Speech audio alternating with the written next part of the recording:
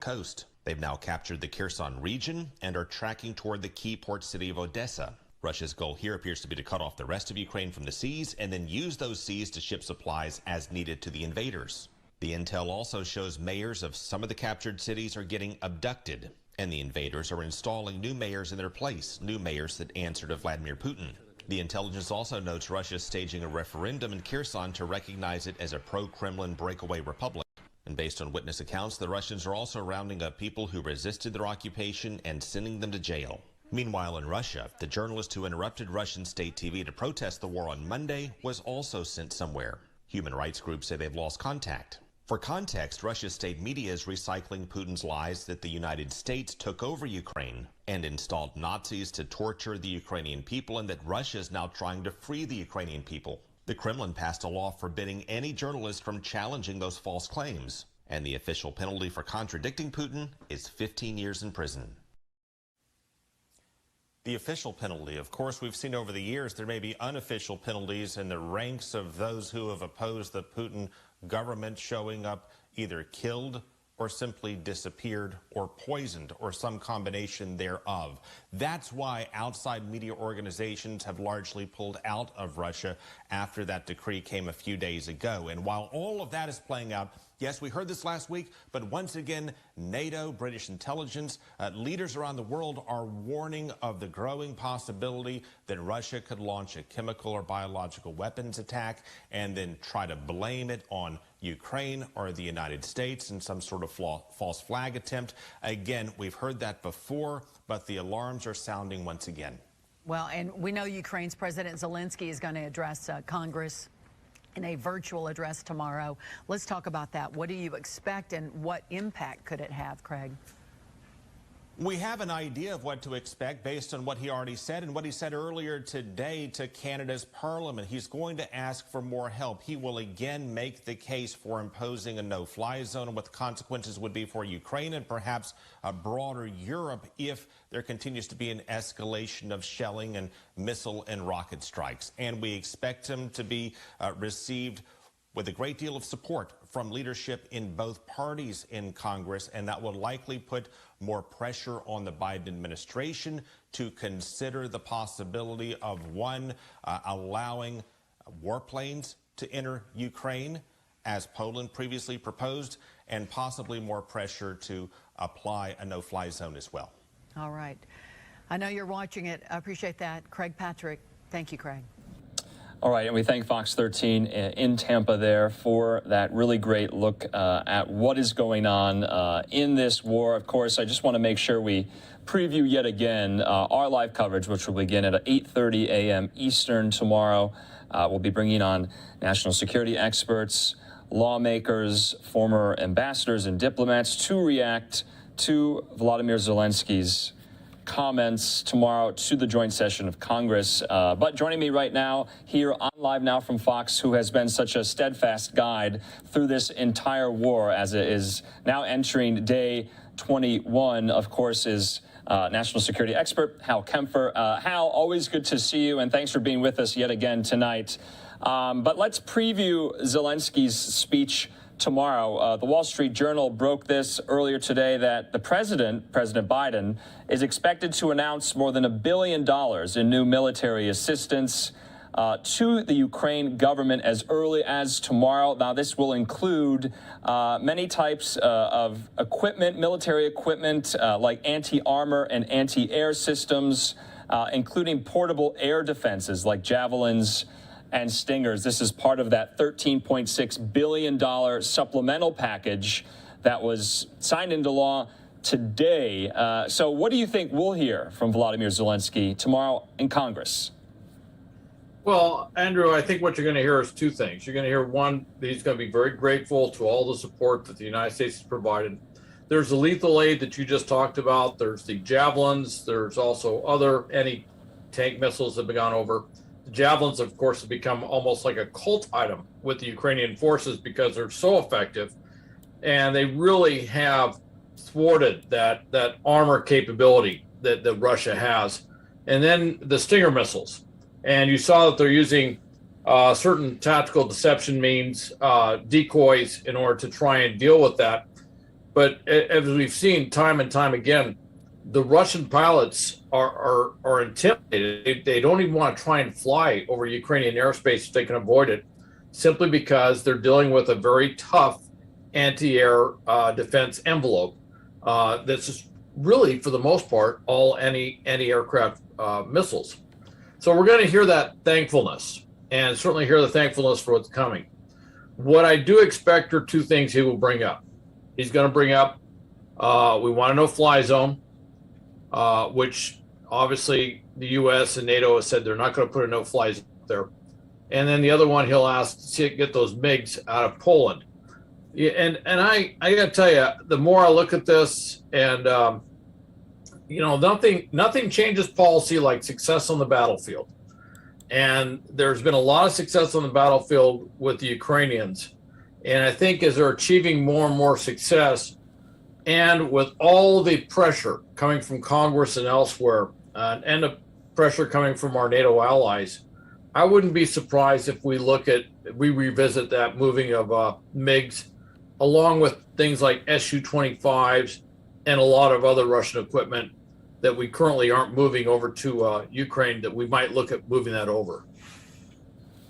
Hal, there's a lot of meetings in the works. There's a lot of movement going on, and I always like to talk about the diplomatic angle to this, and we'll get to the military angle on the battlefield as well. But I just want to put up this week, we got the news that we were somewhat reporting yesterday, but it's confirmed today, and this is from NATO Secretary General Jens Stoltenberg saying, "I have convened an extraordinary summit March the 24th at NATO HQ. We will address Russia's invasion of Ukraine, our strong support for Ukraine, and further strengthening NATO's deterrence and defense at this critical time. North America and Europe must continue to stand together." So President Biden going to Europe, going to Brussels next week. And then I thought another meeting that took place today, which I thought was just extraordinary, in Kyiv, Hal, the prime ministers of Poland, the Czech Republic, and Slovenia are in Kyiv today in an active war zone. This is from Kevin Rothrock, a Twitter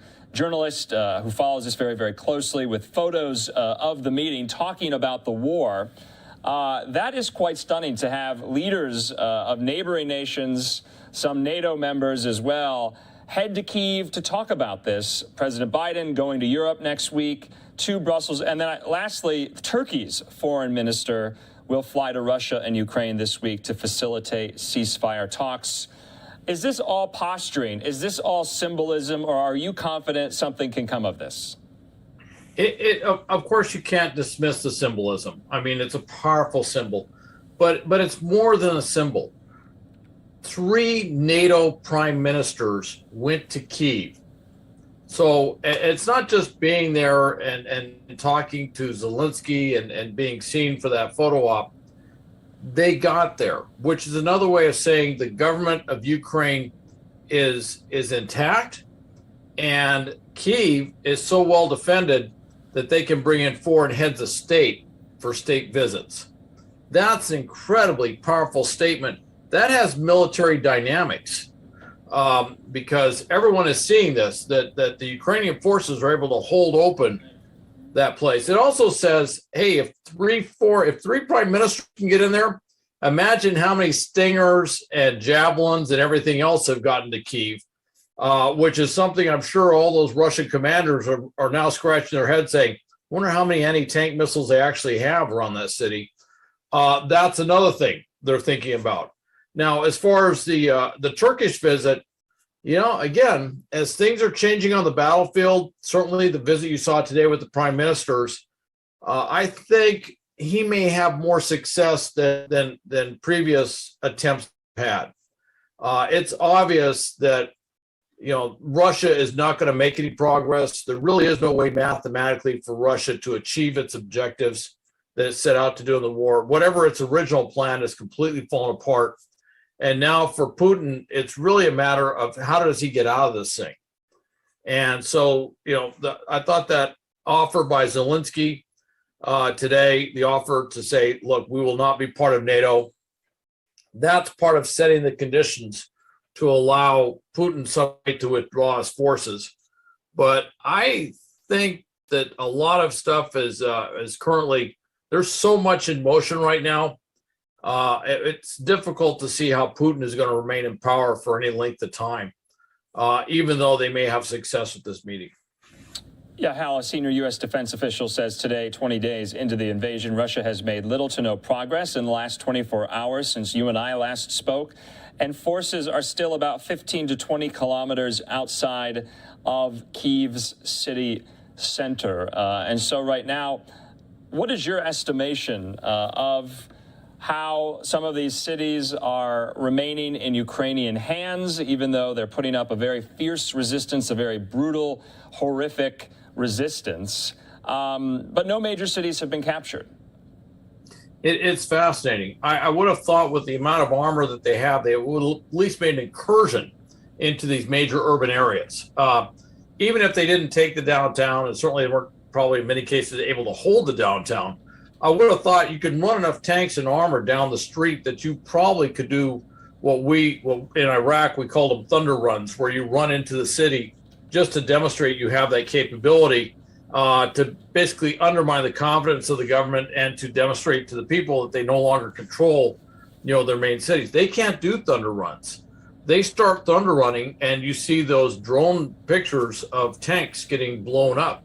That's the problem they're running into. Interestingly, in Kherson today, down south, that's a city that they took, I think, about a week and a half ago. One of the first big cities that fell, or not really big, but larger cities that fell, and certainly from a location, a very strategic city.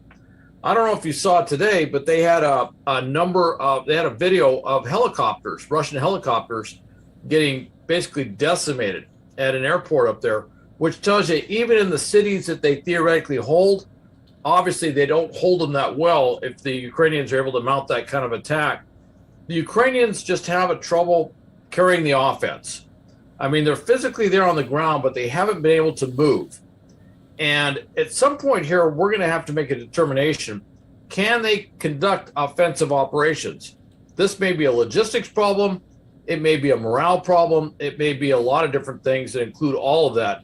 But they don't seem to be able to do that. So they're trying to compensate by trying to sort of set the conditions by using their massive capabilities in terms of artillery and rockets, to pummel these areas.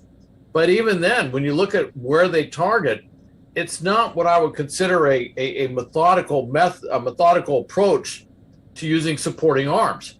It's almost like they say, well, let's go hit this building and we'll kill a lot of civilians in order to put pressure on the government. It almost seems somewhat haphazard in terms of how they do this. And I think it shows just a lack of operational capability and a little bit of desperation on the part of the Russians. Hal, we're taking a live look at Capitol Hill right now, and I just wanted to put kind of in historical context, as you and I sometimes do, but just hearing from our Fox News Capitol Hill correspondent, Chad Pergram, he says Zelensky's speech to Congress could be the most important by a foreign leader since Churchill in 1941. Winston Churchill spoke to Congress weeks after the Pearl Harbor attack. He addressed lawmakers. And it was very kind of made for TV. It was, the early 40s at the outbreak of World War II. But he warned those who would challenge the UK and the United States. It was a very famous speech. Do you think that has this quality tomorrow? I think it has that quality tomorrow. Obviously, it'll be a little different because it's being done in a virtual format, so it doesn't have that in-person sort of feel. But I think in some ways this will be a almost more powerful in some ways. And I know that seems kind of strange, but he's going to lay out some things which might become the future order. The term has been used. We're not dealing with the Soviet Union. It's almost like we're dealing with the Soviet reunion, where they're trying to reunionize the Soviet empire, and that's falling apart. And I think what he's going to talk about is and I think this is what the NATO Summit with President Biden going over there. I don't think they'll ever say this publicly, but they're going to talk about what happens after the Russian army has to leave with their tail between their legs. what is the future going to look like? And I think President Zelensky might actually start setting a tone, give us that sort of moral bearing on what this means and where the world is going. And I think the other thing he's going to do is, for those who are on the fence or they weren't sure or their positions were evolving, he may harden those positions really fast and harden them into, we've got to make a stand. And I think when that happens, that kind of goes back to what we're talking about at the beginning, which is you might see a shift on those MiG-29s going into Ukraine. So, Hal, but at the flip side of that as well, do you think at the NATO summit next week they could also be discussing, also the likelihood and potential that Russia would be in some way in Ukraine's Ukraine would be in Russia's hands, 3, 4, 5 or 6 months from now, because that would be a new world order as well. And also, I would imagine they would be discussing what might happen if, one of these shells, one of these javelins, hits something in one of these NATO countries, in one of the Baltic states, in Poland. I bet all of that is on the table. That will be discussed. In fact, I'm sure they're going to be doing some scenario-based, which is what if. Certainly, one of the things that we've seen, first off, the Russians are sloppy, all right? So when they're bombing Western base, they say, they hit 10 miles from Poland. They could make an error and accidentally put a cruise missile into Poland. In fact, we saw that very crude old cruise missile that may have been launched from the Russians that landed all the way in Croatia. I don't think that was their intent, but a missile made it all the way across 2 other NATO countries and landed in Croatia. That tells you the accidents that can happen. But I think they're going to look at this. I don't want to be overly optimistic, but I am doing the math. Russia can't sustain this for 2 to 3 more months. Something enormous would have to change. China would have to weigh in heavily in Russia's favor and weigh in a way that would risk everything that they have economically. Xi is a calculating leader. He does not want to start things in motion with second and third order effects. Keep in mind, they're already dealing with a real estate crisis. That on top of a major economic setback from being heavily sanctioned for being aligned with Russia could have some unintended consequences for his regime. So he doesn't want to really do that. So he's kind of doing this delicate balancing act. At least that's what appears right now. And without that support from China, I don't see where the Russians would ever have enough resources to really maintain this 2 to 3 months from now. I think they're going to have a tough time maintaining credible military operations 2 to 3 weeks from now with what they have. Hal, last question for you, because this is somewhat adjacent to what we are talking about, and it's Phoenix specific, because sometime in February, a star athlete, WNBA player, Brittney Griner, was detained in Russia for having an illicit drug in her luggage when she was going through airport security. She's still detained there now. The State Department said today, and they were citing privacy considerations, they didn't answer really any questions about her status on these alleged drug charges. And I don't know if you've been following this at all or closely, but would Putin use, say, an American citizen like that who's detained on some of these charges as leverage? Absolutely, without hesitation. In fact, when they showed that video when they're going through her luggage, and I may know just a little bit about searching luggage and how customs procedures work and how that, I was watching it very carefully because I was looking to see where that little sleight of hand where they might slip something in there. Bottom line is that's a Russian covert playbook. They do things like that all the time. They set people up. They plant evidence. That's just how the Russians. That certainly, I shouldn't say all the Russians, but I should say that's how Putin's cadre definitely operate. That's just clandestine tradecraft that they would do something like that. But I also think it shows a certain amount of desperation again. If you're having to set up professional athletes and then arrest them, detain them, charge them, that says you're kind of running out of real targets to go after within Russia.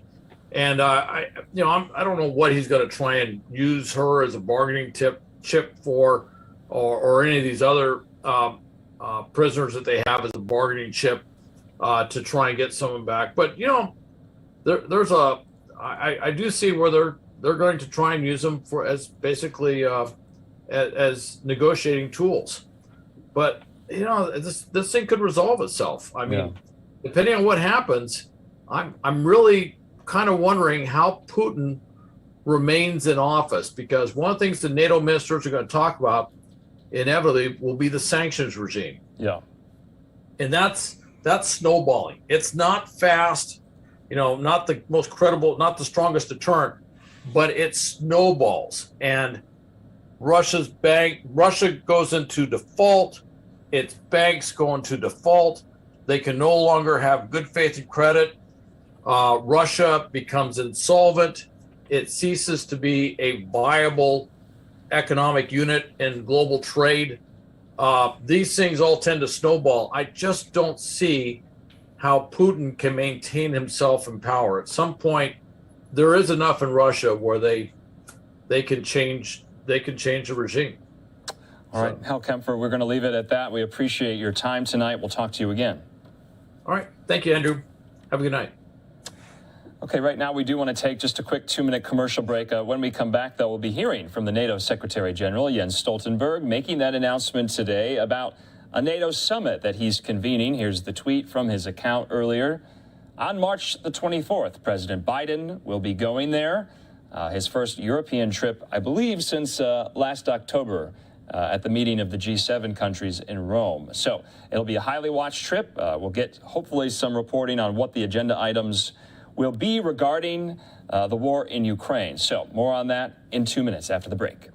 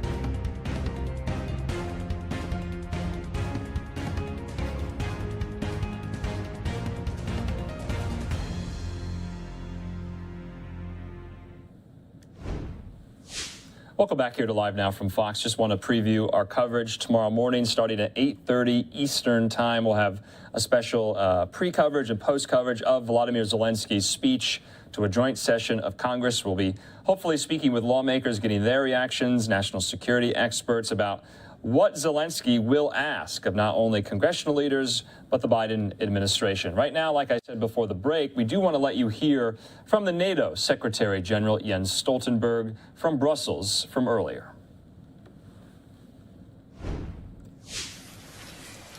Good afternoon. The Secretary General will preview tomorrow's extraordinary meeting of NATO defense ministers, and then we'll have time for your questions. Secretary General.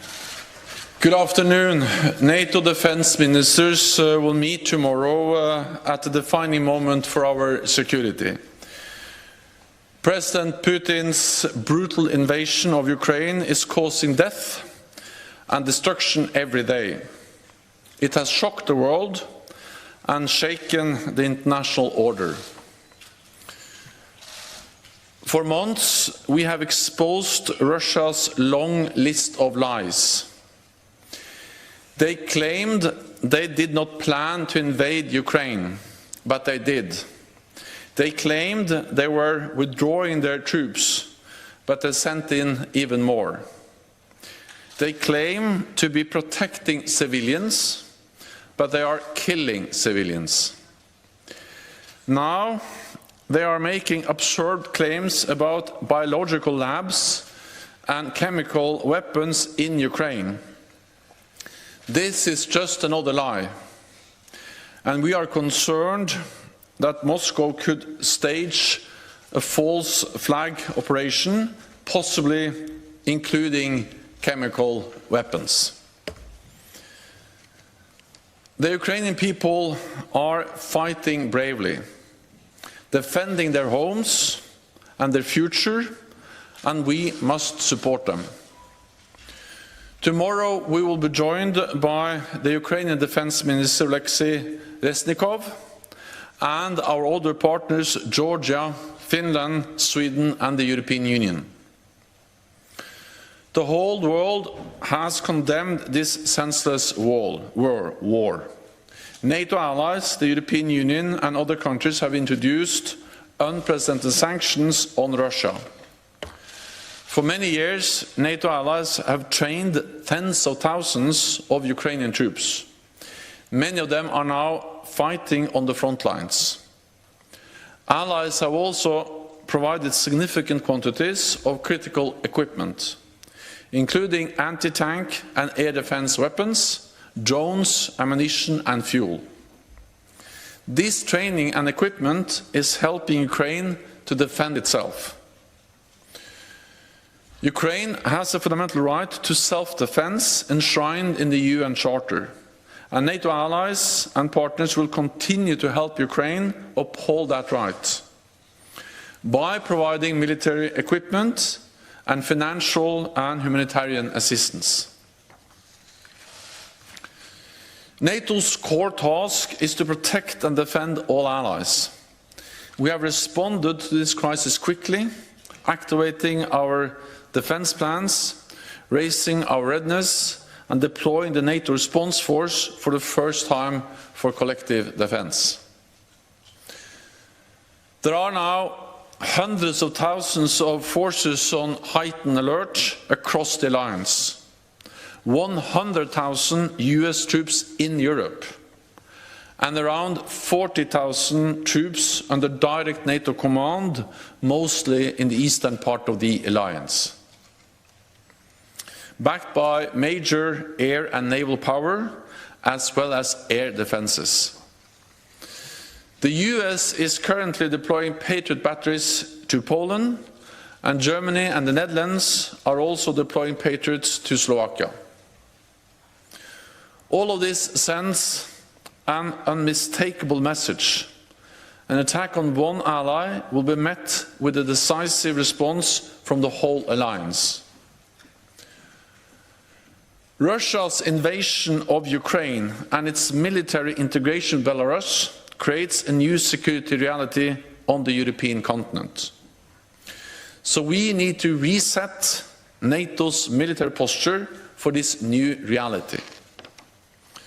Tomorrow, ministers will start an important discussion on concrete measures to reinforce our security for the longer term in all domains. On land, this could include substantially more forces in the eastern part of the alliance at higher readiness and with more pre-positioned equipment.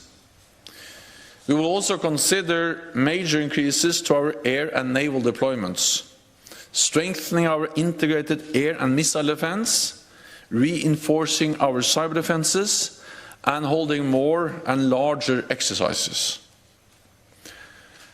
I expect we will task NATO's military commanders to develop options for our Madrid summit in June. Major reinforcements of our defense will require major increases in investment. I welcome that Germany and other allies have already announced they are stepping up. And I encourage all allies to spend a minimum of 2% of GDP on defense. We must do more, so we must also invest more to protect peace and freedom and uphold our values at this critical time. And with that, I'm ready to take your questions. Okay, we'll start with CNN. Thank you. I'm wondering whether you can say whether the NATO alliance has seen evidence that China has been providing Russia with any kind of assistance that would help it on the battlefield, whether that's military equipment or MREs, food for troops, anything of that kind.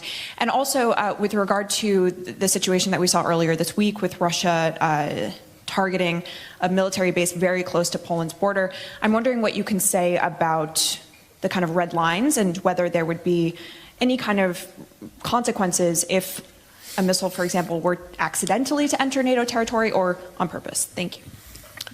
So NATO's core responsibility, our main responsibility, is to protect and defend all NATO allies, 1 billion people in 30 different countries, and to ensure that we also do that now in a more dangerous security situation in Europe caused by the invasion of Ukraine by Russia.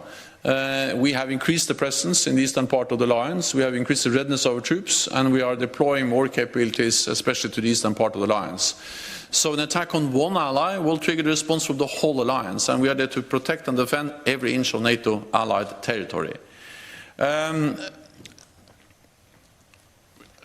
When we see more military activities, when we see actually fighting going on close to NATO borders, there is always a risk for incidents and accidents. And therefore we have to make every effort to prevent such incidents and accidents, and if they happen, to make sure that they don't spiral out of control and create really dangerous situations. We are very closely monitoring the airspace and the border areas around NATO, and our military commanders also have the lines to their Russian commanders to help to prevent incidents and accidents, and also prevent them from spiraling out of control if they happen. On China, so China should join the rest of the world, condemning strongly the brutal invasion of Ukraine by Russia. And any support to Russia, military support, any other type of support, will actually help Russia conduct a brutal war against an independent sovereign nation, Ukraine, and help them to continue to wage war which is causing death, suffering, and an enormous amount of destruction. So China has an obligation as a member of the UN Security Council to actually support and uphold international law, and the Russian invasion of Ukraine is a blatant violation of international law. So we call on Russia to clearly condemn the invasion and of course not support Russia, and we are closely monitoring any signs of support from China to Russia. We'll go to the National News Agency of Ukraine, over there.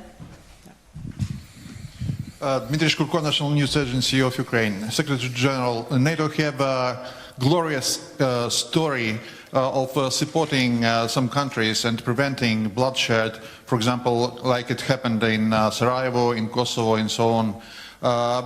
What is the threshold for NATO when the Russian killings will overcome that threshold to NATO for direct involvement? And the short follow-up because of that, if you follow the Russian rhetorics, they are not going to stop purely in Ukraine. So that the question is, Isn't it the right time for NATO to intervene, to defeat and to break the Putin's military machine while it's stick in Ukraine, while waiting when the Russian bombs will be falling to the European capitals? Thank you. NATO allies have supported Ukraine for many years, and especially since Russia invaded Ukraine for the first time back in 2014. And NATO allies like the United Kingdom, the United States, Canada have also helped to train tens of thousands of Ukrainian forces, special operation forces and other troops. And they are now bravely fighting and resisting the invading Russian forces. And I think this support over many years have proven extremely important in strengthening the Ukrainian armed forces, and the Ukrainian armed forces are much bigger, much stronger, much better equipped, much better trained now than in 2014, and I'm glad that NATO allies have helped to achieve that with the training and with the equipment. Then of course it's first and foremost the courage of the Ukrainian armed forces and the Ukrainian people and the Ukrainian political leadership that has actually enabled them to fight back, to slow down, to resist the brutal invasion conducted by the Russian Federation and which is a responsibility of President Putin. And it is President Putin who is responsible for this war. He can end this war now, withdraw all his troops now, and then engage in good faith in a political effort to find a diplomatic solution. So we are calling on President Putin to do exactly that. Then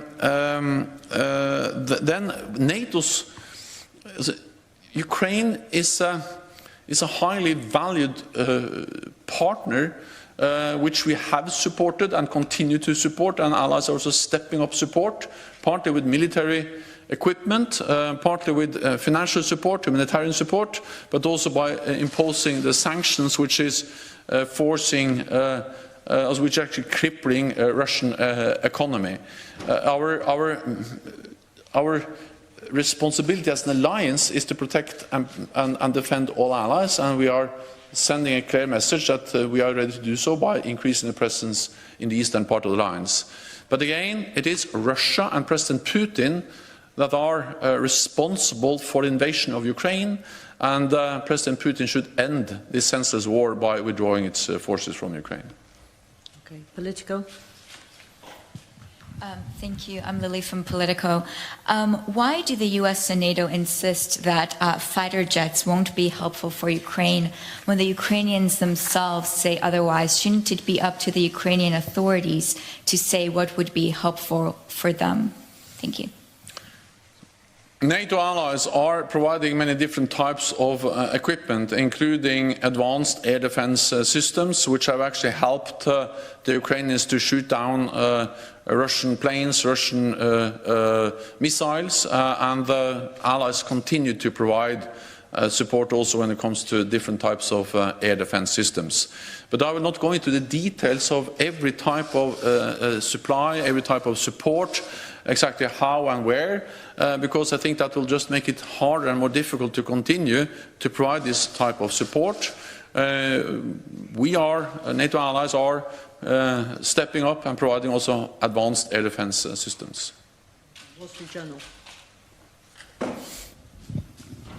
Thank you. Dan Michaels, Wall Street Journal. To follow up on the earlier question, there have apparently been UAV incursions into NATO airspace. Apparently one Russian drone entered and left Polish airspace, and another one crashed in NATO territory. How do you determine when something like that is an act of aggression or an act that warrants response? And you were talking earlier about escalation. How do you ensure that something like that is handled in a way that is appropriate and doesn't get out of control? Thank you. Well, I cannot confirm the latest incidents you are referring to, but in general I can say that we are stepping up our vigilance, our presence, the way we monitor our airspace, and including by deploying new Patriot batteries to the eastern part of the alliance. And by doing that, and also through our AWACS surveillance planes and increased air policing, air patrolling, we are both increasing the capabilities we have to monitor, to track, but also to ensure that we are able to react if needed. NATO's integrated air and missile defense tracked the flight path of an object which entered Romanian airspace on Sunday. In response, Romanian fighter aircraft scrambled immediately to investigate, and the Romanian authorities and NATO are reviewing these incidents, as we're also reviewing the incident that ended with the crash of a drone in Croatia. In the indications we have so far on the drone that crashed in Croatia outside Zagreb is that that was not an armed attack, not an armed drone, but it just highlights that with more military activities in the air, with drones, with planes, there is a risk for incidents, accidents, and therefore we need to be extremely vigilant. We need to react when needed, and we need to make sure that we have the communications, the line of communications also with the Russians, to prevent incidents from really creating dangerous situations. So that's the reason why we are increasing the presence and also the surveillance and monitoring of the airspace over NATO. Bloomberg, lady in blue, just behind. Yeah. Thank you for the question, Natalia Drozdiak from Bloomberg. I just wanted to follow up on what you said in your introduction about the risk of false flag event and Russia maybe using chemical weapons. How would NATO respond in such a scenario? Is this a red line for potential NATO intervention? Thank you. Any use of chemical weapons will be a violation of international law, will be a violation of the ban that, or the treaty that bans chemical weapons, and Russia has signed to that convention. We call on Russia not to use chemical weapons. We call on Russia to withdraw all its forces and to stop the fighting, but in particular not to use any chemical weapons. Russia has used chemical agents before to attack and actually kill political opponents. We have also seen that Russia has supported the Assad regime in Syria and helped to facilitate the use of chemical weapons several times in Syria. And any use of chemical weapons is absolutely unacceptable, and therefore it is also extremely important that Russia understands that it is unacceptable if they consider any use of chemical weapons, and we are also very vigilant about the possibility of them trying to stage some kind of pretext false flag operation to provide an excuse for any type of use of chemical weapons.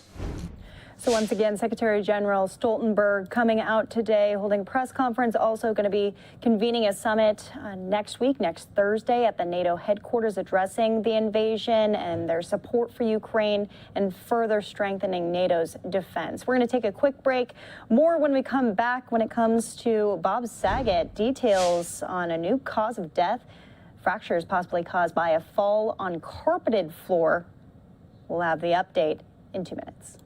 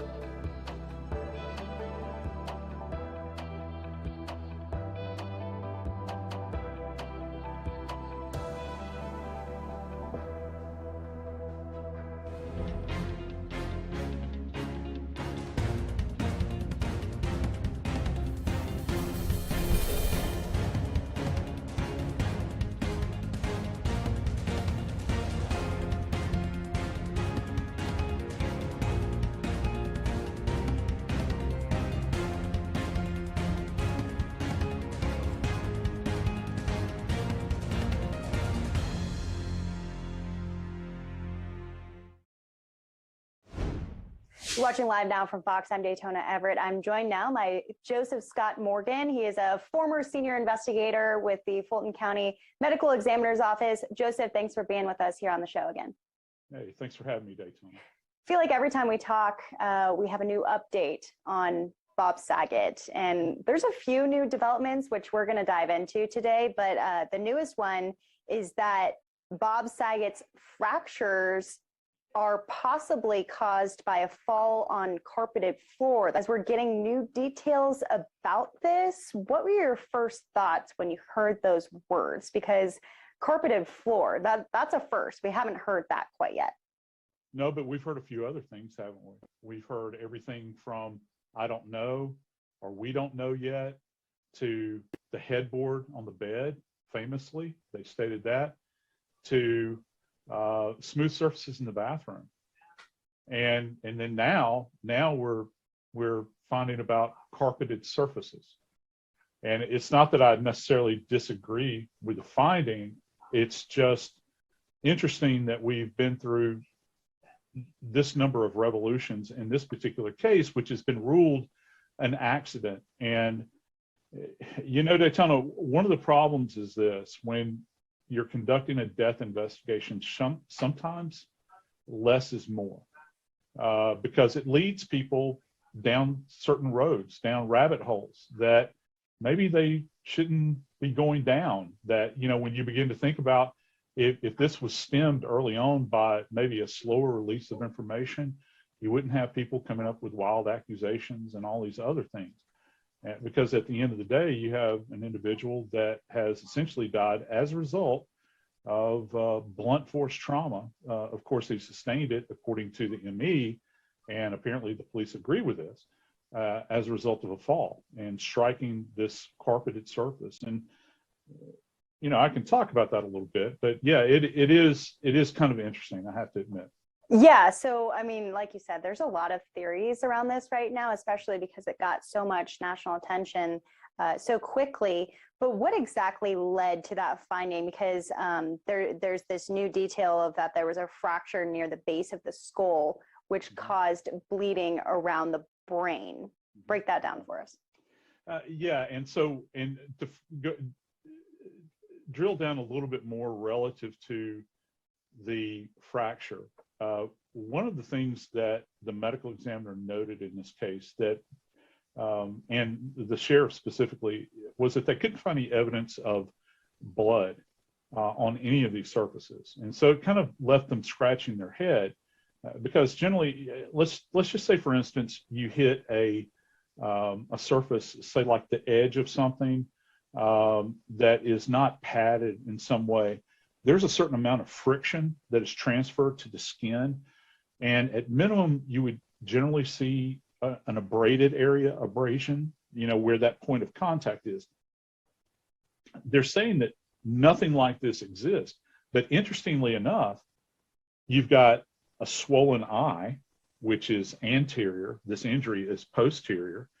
And the point of contact is back here, because like you said, there was a fracture that had occurred back here, and you have this transference of energy, which is this fancy term that we use in forensic medicine called coup and contra coup injuries, which is kind of a transfer. If you imagine this is a profile of a head, this is the back of the head, you have an injury where you have this point of impact.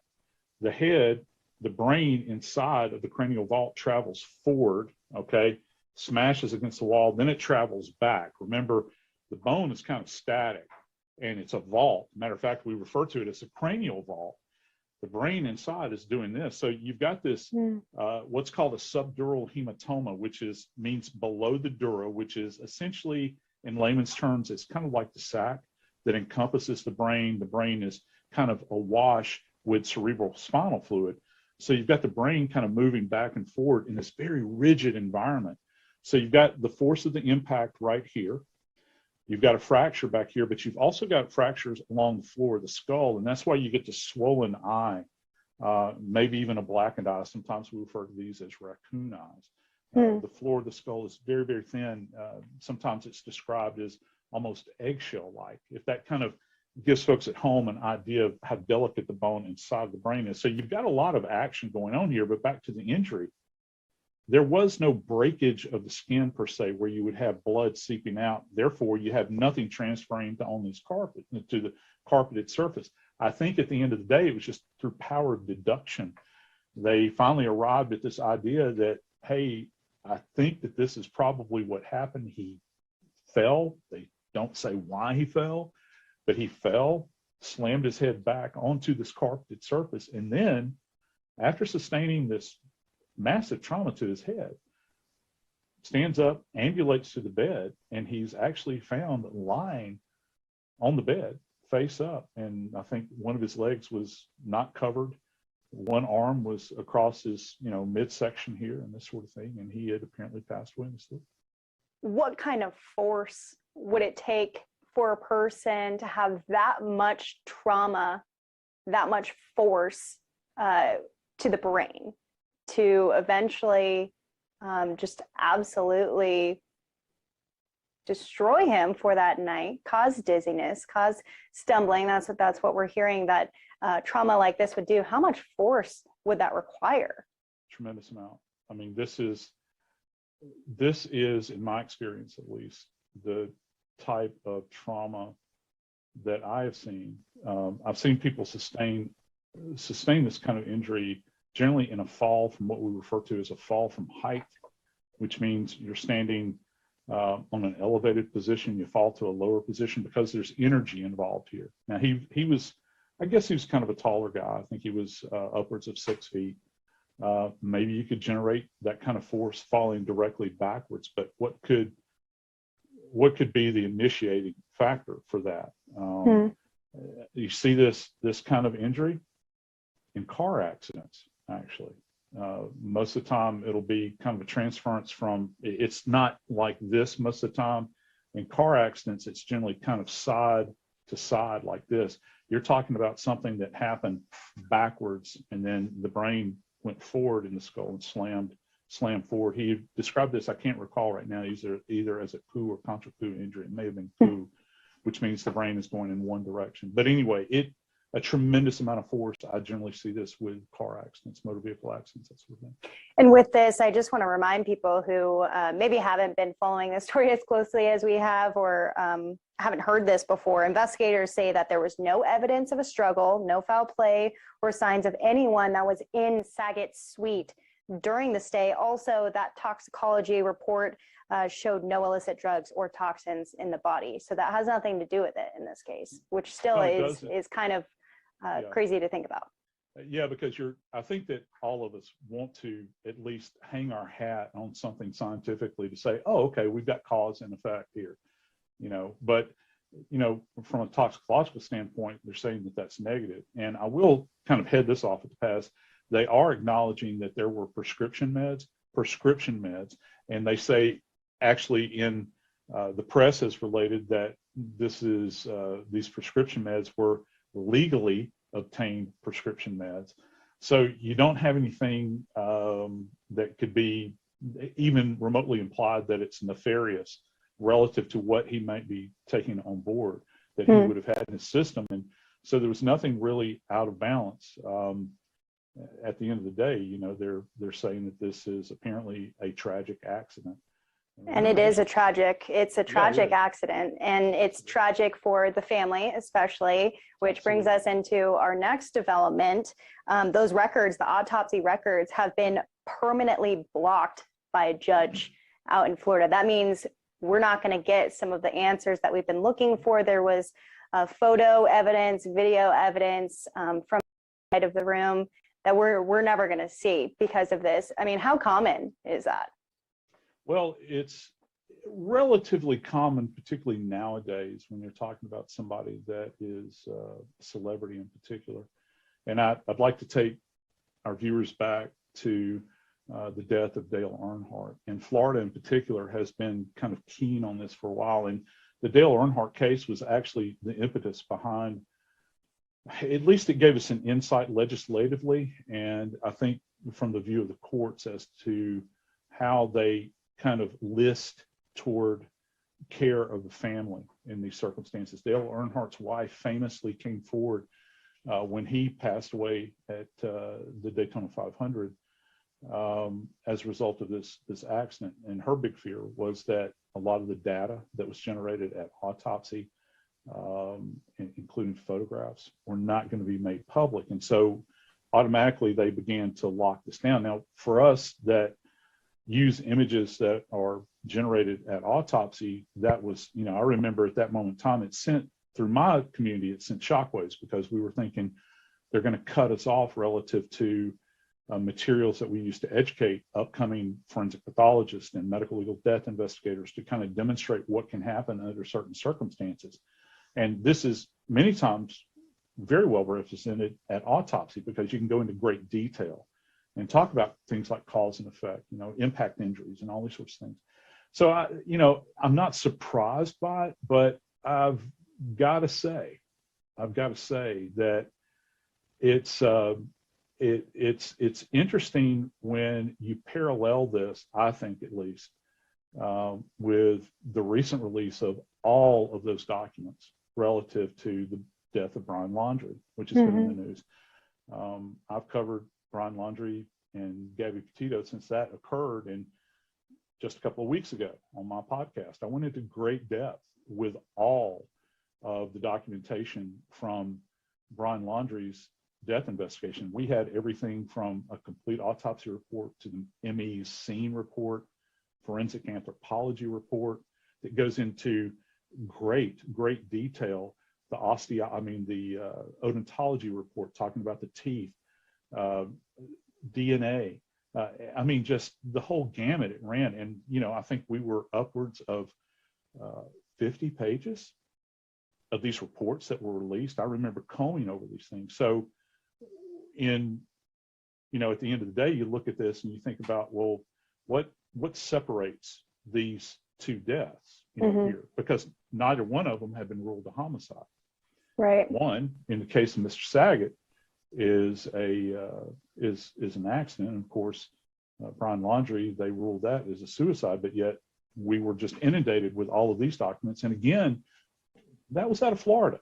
It's not like it's in another state. It's a different county, but it's still in Florida.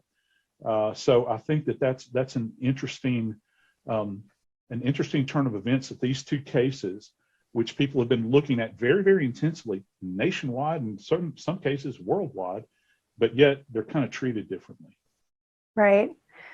So there's no possibility of this being reversed and that documentation being released to the public.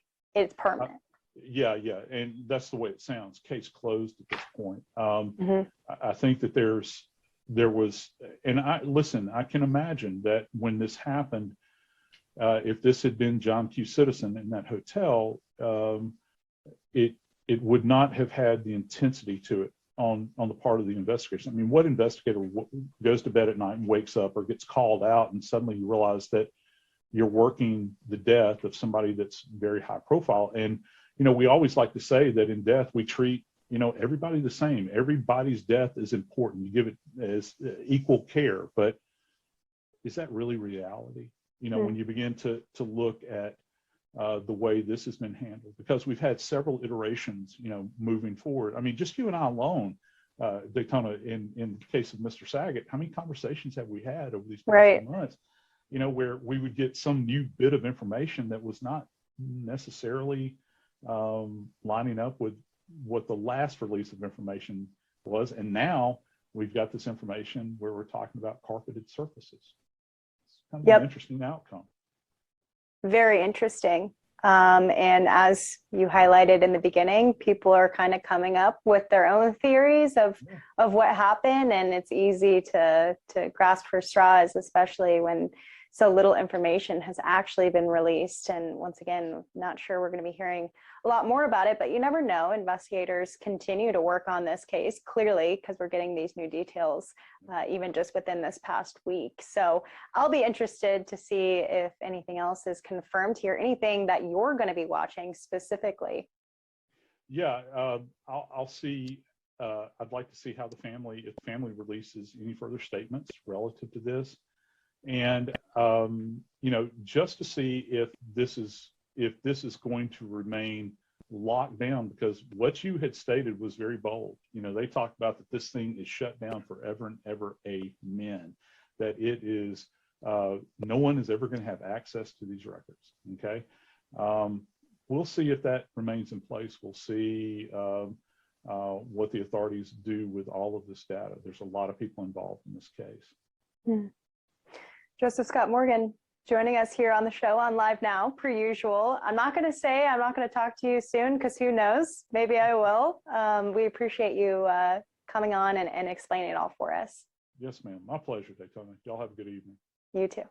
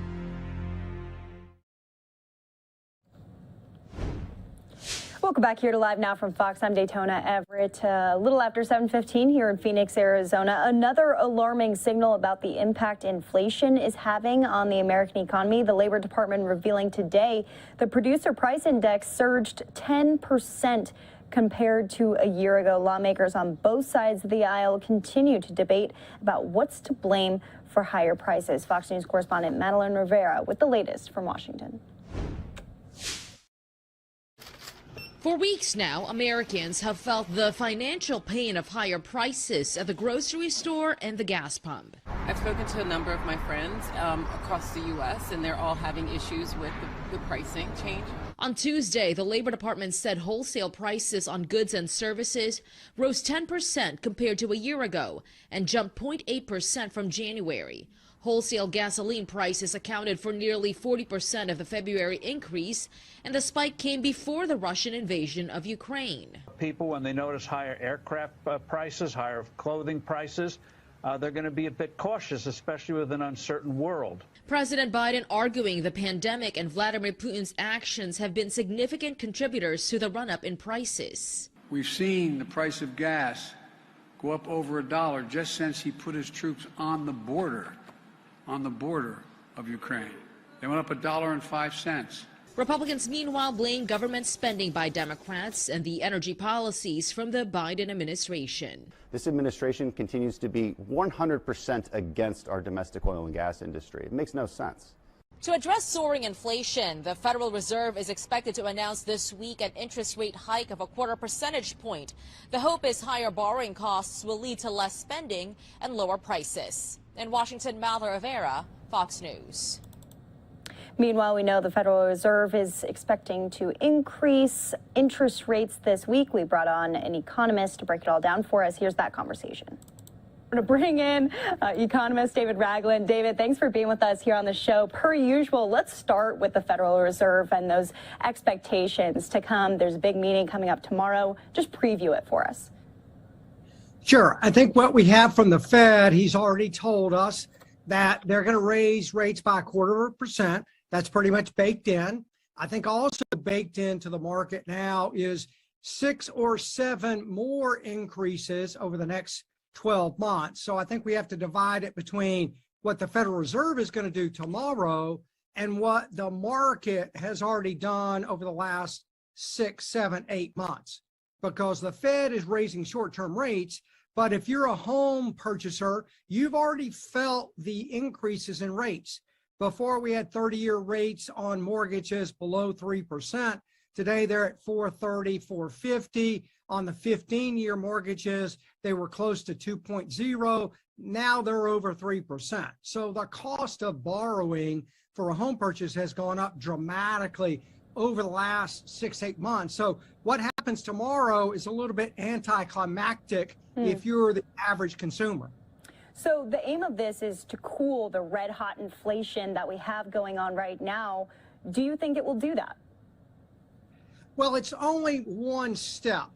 So when we talk about cooling inflation, it's a series of increases over time. And generally what we expect is that these increases will take anywhere from 90 days to 9 or 10 months to really start to impact the economy.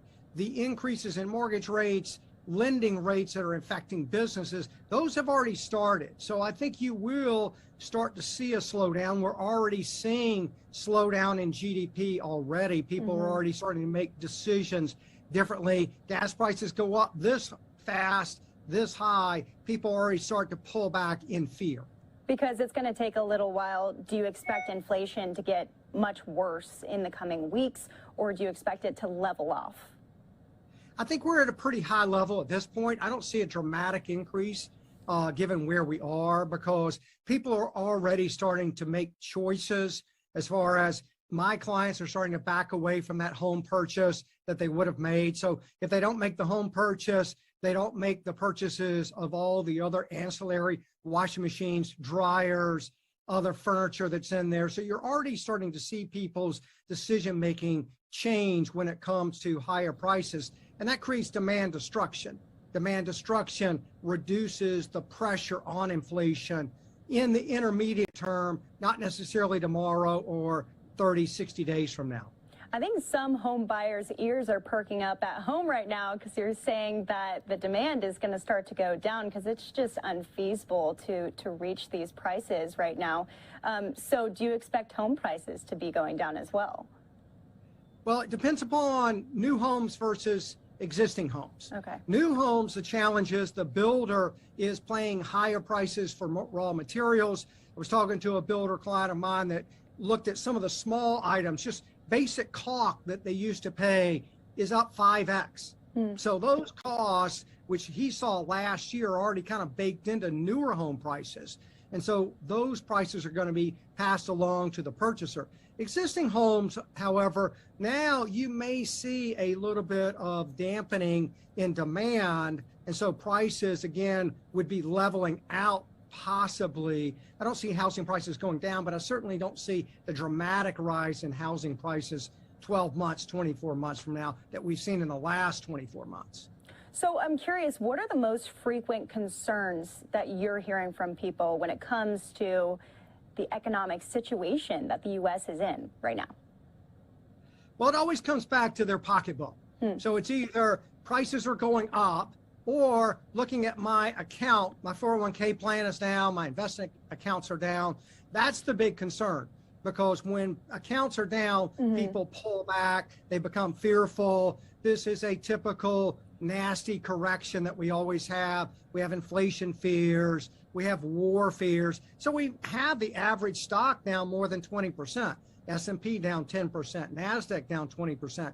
So when you look at your investment accounts, that creates fear, that creates the questions. However, at this point in time, it's Christmas in March. that we're talking to clients about. You know, you've got great companies that are down 30, 40, 50% from where they were simply 6 months ago. So it's an opportunity for long-term investors to buy prices, you know, companies at lower prices. So, you know, you have to take the gift when you can get it from that standpoint. And I think we're set up for a little bit maybe of a relief rally because the market is looking for that 25% rate increase tomorrow. They're looking really for confirmation from the Federal Reserve of what they think is coming. Confirmation allows market participants to get back in. Market participants do not like uncertainty at all. Well, the big board ending in the green today, so I don't know what that means going into tomorrow. Maybe things looking up here. But I do think the most immediate problem that people have right now is at the gas pump. Prices are higher, setting record highs right now, and people are having to shift when it comes to saving and planning with their expenses. So what are some tips that you have for consumers in America right now that are making those shifts? Well, I think for those people that can, the ability to work more from home is always an option. You know, the combining of several trips into one trip, you know, starting to plan your day a little bit more. Automakers are already starting to see demand for more fuel efficient cars. It's already starting to impact, you know, what dealers are seeing. People are coming for used cars or new cars to have a higher MPG from that standpoint. So it's already impacting decision-making on cars, decision-making on working from home.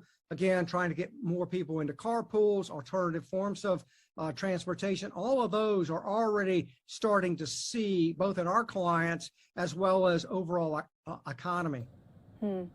I do like, though, every time you come on, I feel like you're not telling people to completely pull back, especially when it comes to those investment portfolios. We're just in a little bit of a lull right now, but it makes sense to continue to invest, to continue to save despite what's going on, because we'll turn this around in the future. It's just the timeline of it is a little uncertain. Yeah, this is a great time to be a 401k investor. You know, we always talk about dollar cost averaging. You know, dollar cost averaging works like this. You're putting in, let's say, $100 every time you get paid into the market. And as the prices come down, you're buying more shares. And as we know over time, long term, the market does go up. So you're simply buying more shares at a cheaper price. The dollar cost averaging forces you to be disciplined. It forces you to buy more when the market's down and buy less when the market's up. And that's a great recipe for the average investor to make sure that they stay unemotional when it comes to the market, because we know on average, every year there's a 10% pullback or greater. We are just not in the position now because it's been 15 months before this one started, before we had, so we weren't in practice for going through this emotional hurdle. Well, any last thoughts as we move forward? Today is Equal Pay Day for women, and we're talking about the conversations, those tough conversations of asking for raises and things along those lines. But with the Great Resignation, it seems like a good time. Well, I think the greatest thing that you can do if you're looking for a new job or you're asking for a pay raise, one of the great things to look at is put yourself in the position of the manager. And you're coming to your manager and saying, how can I earn more money? What are the specific things that you need me to do to earn more money? Okay, instead of just coming in and saying, I want to earn more money without any reasons, build your base case of why you can contribute more to the organization and thereby receive a higher compensation. We've had that many conversations with clients before, and I know it works because I hear the results. Good to know. David Ragland, always great to have you on. We appreciate you, and as things kind of shake up and change, we'll have you on again. Great to be with you. Have a great night. Well, so we touched on it at the very end there. Again, a look from our Phoenix, Arizona studio. We're going to continue on this topic of asking for a raise because with everyone exiting the workforce and not a lot of good workers out there, it's a great time to ask for raises. So how do you do that? Fox 32 in Chicago with details. Equal Pay Day is March 15th, and the workforce company Glassdoor is asking U.S. women about their confidence around pay, salary, transparency, and barriers to pay conversation. Allison Sullivan with Glassdoor joining us now to discuss some of the results and more. Good morning to you, Allison. Thanks for being here. Good morning. Let's start with some of those results, because first, your survey found the majority of employed women, and a whopping 85% actually, believe they deserve a pay increase, and that the Great Resignation gives them more leverage to negotiate their salaries. Let's talk about that. Yeah, that's right. Job seekers and employees are really in the driver's seat right now. As you can see, the Great Resignation really helps boost confidence, not only in potential jobs out there, but also, if you've been working really hard, that, hey, I want to talk about my pay, I deserve an increase. And I would say to those folks, anyone thinking about talking about their pay right now, seize the moment. It is truly a great time to have these conversations with your boss or a potential company. You wouldn't think that would be the case with the pandemic having such a devastating impact financially on everybody. But I guess if you don't have a workforce, then you don't have a company, right? So that has to make a huge difference. I also want to point out that your survey also found nearly half of women feel comfortable sharing pay with a coworker, but few have actually done so. So my question to you is, should we be sharing our pay, and what's the benefit to us as women and employees? Yeah, I think the more information we have about pay, the better we all are when it comes to understanding our market value, when it comes to those negotiating times, and really having the confidence to step in and really know what's out there. But as you just mentioned, pay is really a taboo topic still for some, and it's a vulnerable topic. And so that's why I think, if it seems a little scary to talk with your coworker, there are actually a lot of great tools out there. For example, Glassdoor, millions of people are going and sharing their salaries and doing so anonymously. Doing that, taking that step can still be really helpful in sharing pay information in a way that your coworkers can see, and also many other people in your field or your city. So I encourage people the more you can share, I think the better we all are when it comes to really understanding the market. So do your research. Okay, finally, what advice do you have for all employees negotiating pay? How do you go about doing it so that you, in fact, get that increase and wage that you deserve? Yeah, so I really have three main tips. One, you just said it, do your research. The more research and the more numbers you have, the more confident you're going to have stepping into these conversations.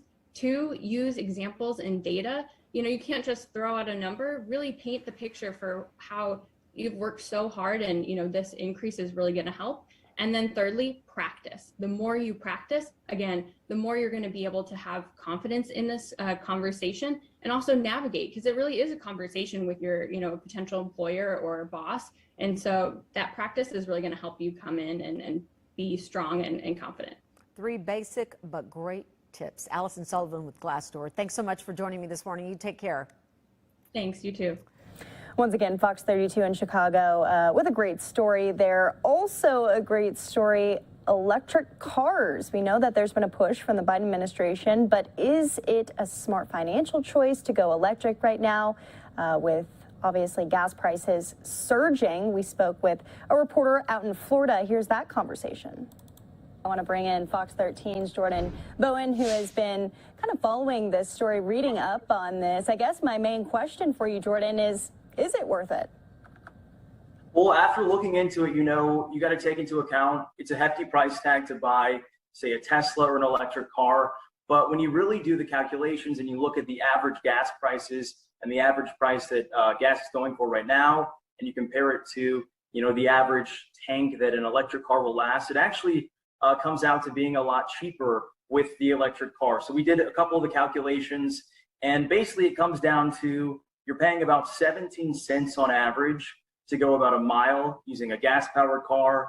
Compare that to an electric car, you're paying about 5 cents to go the same amount of distance, about a mile on an electric car. So quite a bit of a different margin. So we're kind of looking into that issue tonight. We went and spoke to some Tesla drivers today. We actually just spoke to one man who bought a Tesla about 5 days ago. He's in the logistics business. He does a lot of commutes from Tampa to Orlando, sometimes multiple commutes a day on average using a gas-powered car. He says that that'll cost him sometimes upwards of $100. He just bought this new Tesla 5 days ago, and he says that it's already only costing him about $5 to $10. So a huge difference there. But obviously, the big downside is the hefty price tag, and then it can sometimes, take a little bit while to do the charges, sometimes up to 45 minutes. So that's kind of the downside of going electric. Right. Also a downside right now is the supply, because we know that used cars and cars in general are hard to come by. And then now there's a shortage of electric vehicles too, right? Yeah, that's right. One of the experts we spoke with actually talked about the chip shortage. That has a huge impact on the electric car industry, especially because a lot of the neon chips that they use to make these cars, a lot of them are actually made in Ukraine. So because of what's happening over there, that's having a huge impact.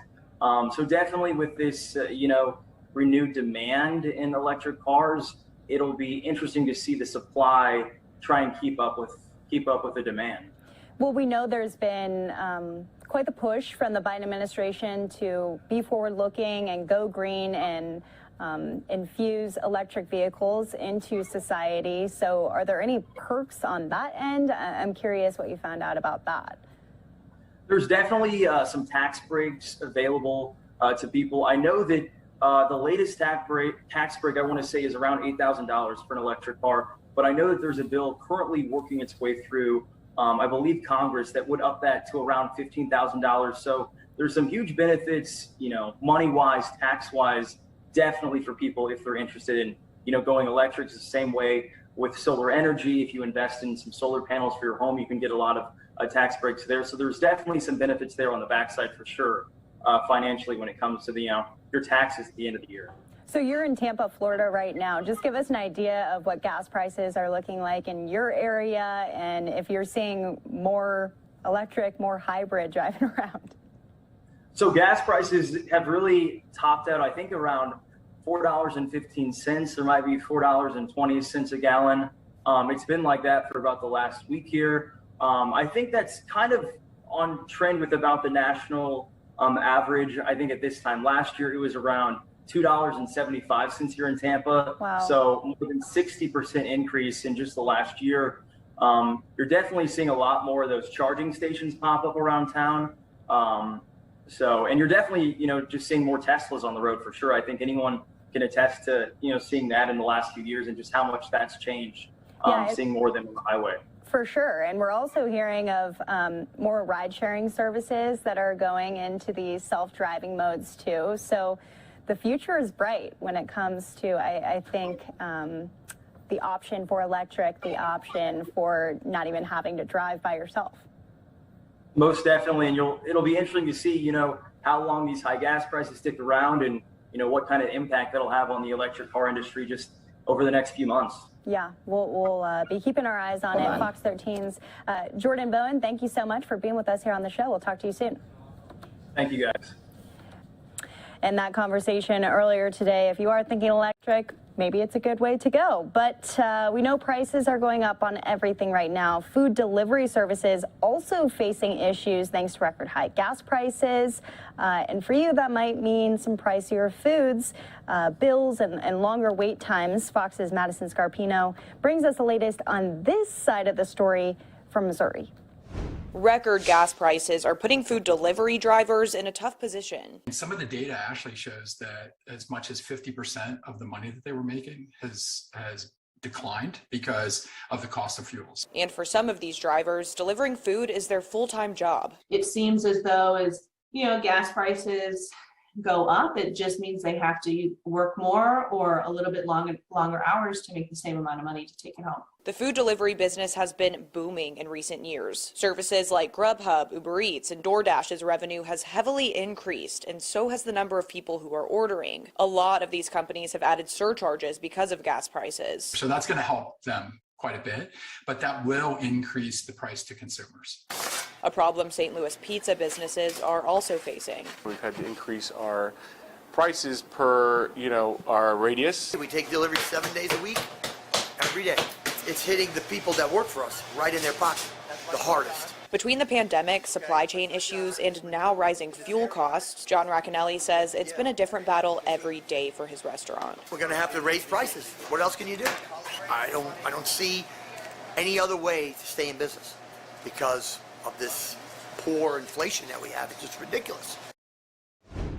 Again, that was Fox's Madison Scarpino reporting. We're going to take a quick commercial break. When we come back, we're going into some of the spring break stories of the week here. South by Southwest Festival is going on in Austin, Texas. Also Miami Beach, thousands of college students heading to South Beach. And for both of these events, public safety is top of mind. So we'll have details from down on the ground after this break.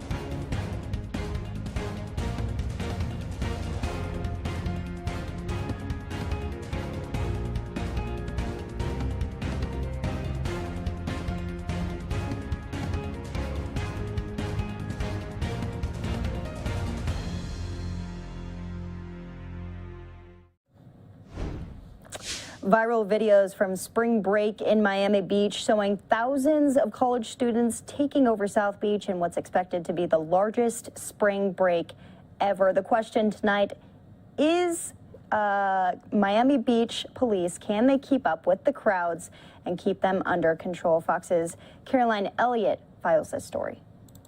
Miami Beach expecting more than 500,000 tourists for spring break as the city works to control crowds more this year. We're always on high alert. Last year was especially terrible. Our community is probably even more popular this year than it was last year. Miami Beach recruited officers from across the state to prepare for spring break after large riots broke out last year.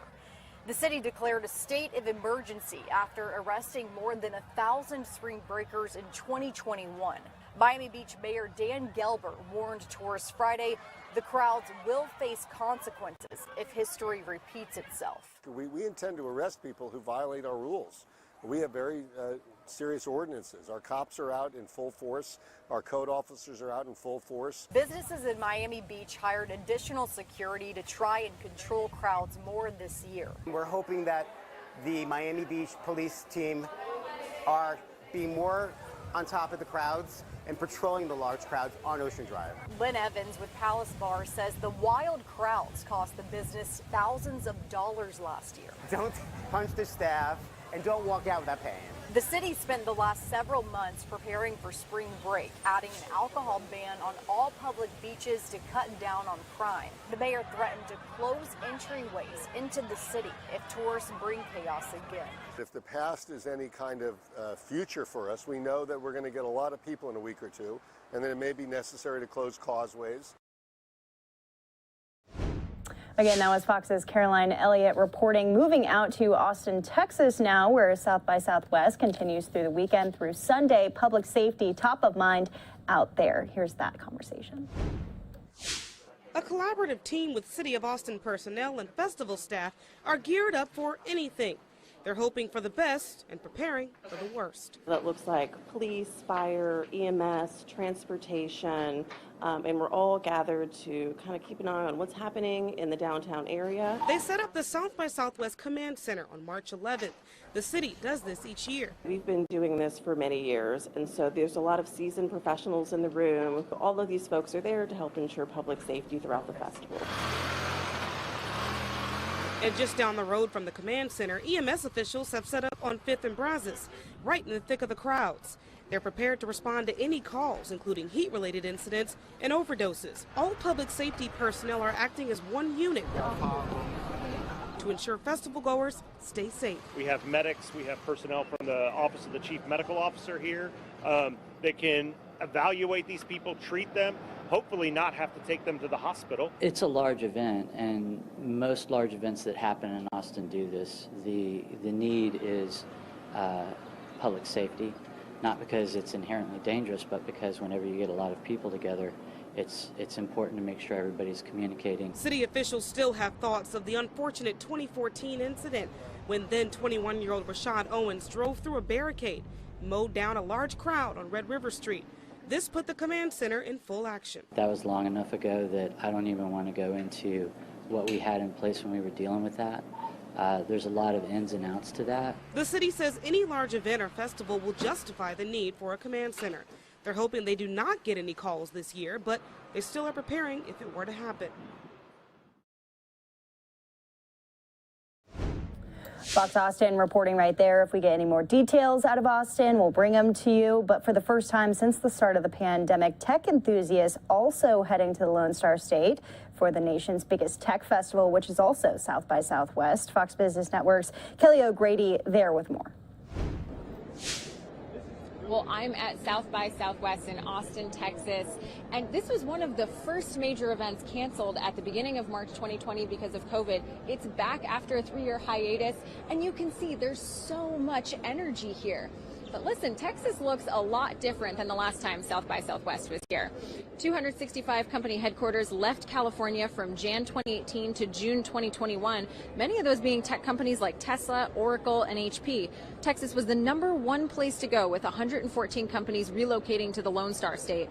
We actually spoke with Labor Secretary Marty Walsh, and he thinks the reason is talent. I think, but at least the companies I've talked to, one of the biggest decisions they make to go in certain areas is the talent. In the recruitment of talent. We also see a whole bunch of workers in our country that are leaving their job, looking for better opportunities and more opportunities to earn a better living. During the pandemic, talent and companies alike sought refuge from blue state politics. Texas not only promoted more business-friendly policies, but the lower cost of living and no state income tax has been a big draw. Now, that study also named Texas as the #1 entrepreneur-friendly state. The festival continues throughout the week. You have leaders in music, tech, and film all coming together. But if this trend continues, Austin could snag the title of the tech capital of the world. In Austin, Texas, I'm Kelly O'Grady for Fox Business. And thank you, Kelly. Continuing and rounding out our kind of spring break segment we have going on, Fox 13 in Tampa peruse TikTok because keeping kids engaged and active during spring break isn't always easy. So she had some pretty cool ideas for parents out there who are looking to do some fun and creative activities with children during spring break. Take a listen. It's spring break. The kids are off from school. Yay! So they're saying things like, I'm bored. What can I do? I'm bored. What can I do? Over and over again. I saw on social 3 ways to make the time sparkle, speed by, and fly. I found easy DIYs on TikTok to make your kids think and keep them busy. Merge the pipe cleaners in the solution overnight. The first thing we're going to do is make crystals. Kids love things that are sparkly. Kids love gemstones. So all you need for this, some hot boiling water, good old borax, whatever it is that you want to turn into your crystal. It could be as simple as a pipe cleaner that you've curled up, or any object from nature, a rock, a shell, and some food coloring. You've got your nice hot water. Step 1, we are going to dump in the borax, and you want to put in enough that it gets really cloudy and stops dissolving. You'll know that it stopped dissolving when it starts to collect on the bottom. Next, just grab some string and tie it to whatever object you want to grow the crystals on. Make a little bridge, either a utensil, popsicle stick. You want to tie it on so it doesn't get stuck in the bottom of the borax. And we will leave it here for at least 8 hours, 12, even better, and see what happens. Ta-da! What do we think? We grew some crystals. To you or me, it might look like a strange snail. But my kid grew some crystals. This one teaches your kids about friction. All you need is a piece of cardboard and a couple cars. What you're going to do is cover different pieces of cardboard with different material to see how the friction impacts how fast the car goes. We picked a towel, some bubble wrap, and some shelf liner.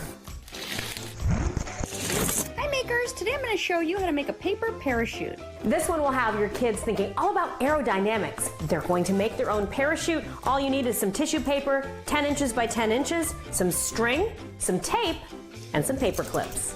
We're just going to fold our tissue paper in half and then in half again to find the center. You're going to need 4 pieces of string, about 12 inches each. Now refold it. That puts all the string on one side. We're going to tape it together at the bottom so it's easy to string through our paper clip, which will be the weight. Whoosh. We go from physics to art. Your kids will have a ton of fun decorating the parachute too. Sorbani Banerjee, Fox 13 News. Thank you, Sorbani. Well, we're going to take a quick break. When we come back, we're going to switch gears a little bit, touch on some of the top stories of the day, including the latest with Russia-Ukraine as war is still underway. We're also looking for that address from Ukrainian President Zelensky as he addresses Congress lawmakers tomorrow here in the United States. Live coverage begins at 8:30 a.m. Eastern Time. Our team out in Orlando is going to have that for you in full. So you definitely don't want to miss that. We'll see you back here in 2 minutes.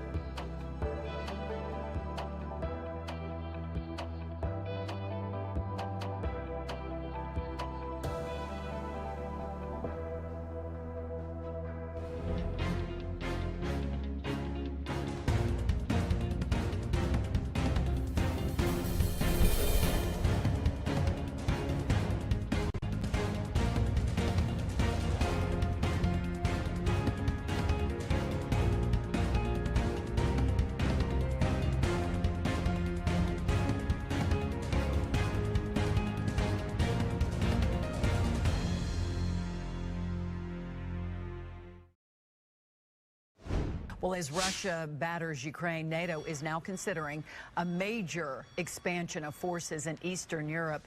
The alliance will nail down the plans in a meeting tomorrow. Meanwhile, the leaders of 3 NATO allies just took a very unexpected trip to Ukraine's capital. Our political editor, Craig Patrick, is tracking the developments for us on this 20th day of the war. Hi, Craig.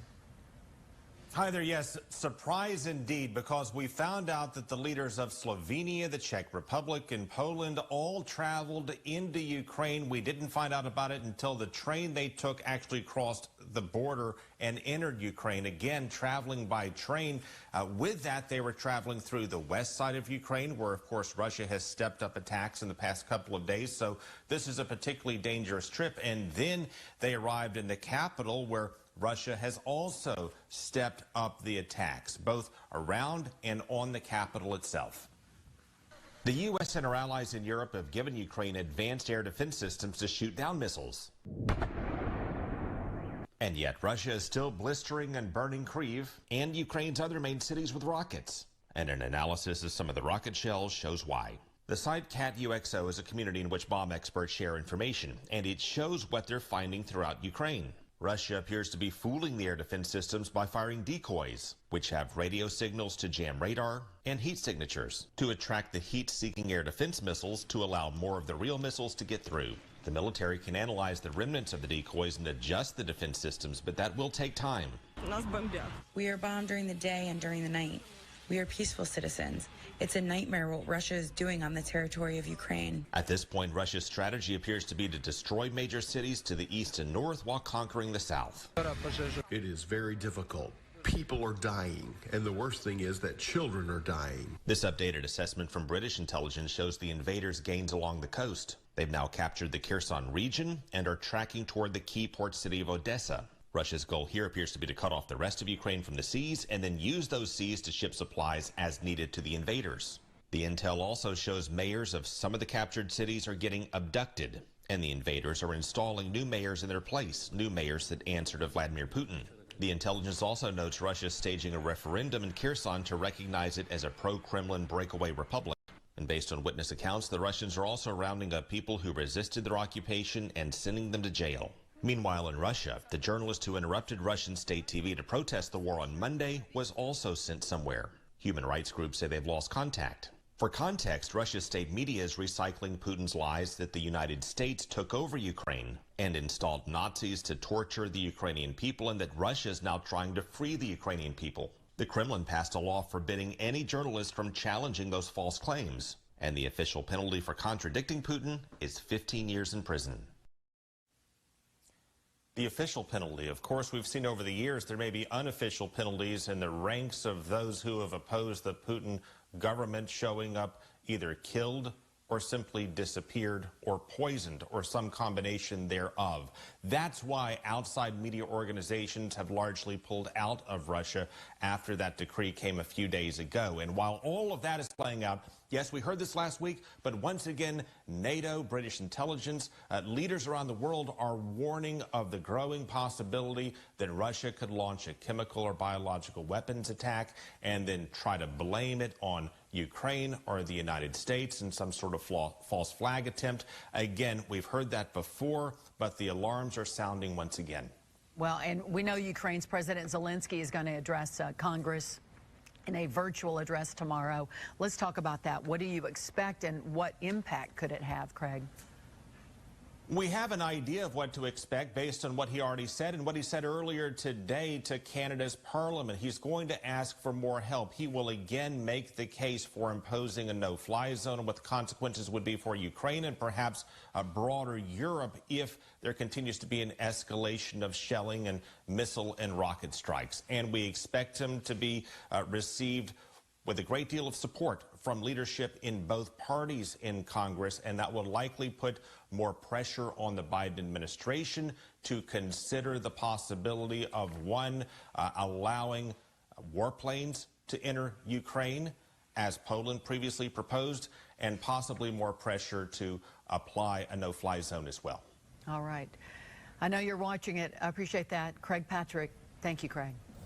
So expectations from Fox 13's Craig Patrick right there, who's been tracking this every single day for us, and we appreciate it from him. We'll hear from our national security expert here in a second, but wanted to pull up a tweet for you from our very own Trey Yingst, who has been down on the ground in Kyiv.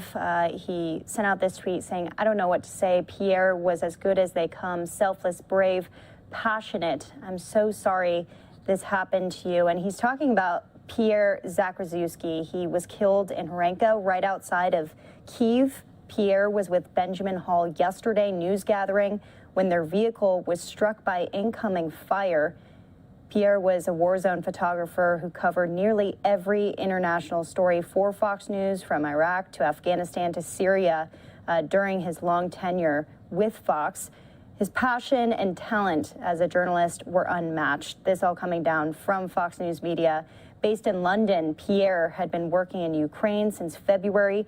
His talents were vast, and there wasn't a role that he didn't jump in to help with in the field, from photographer to engineer to editor to producer.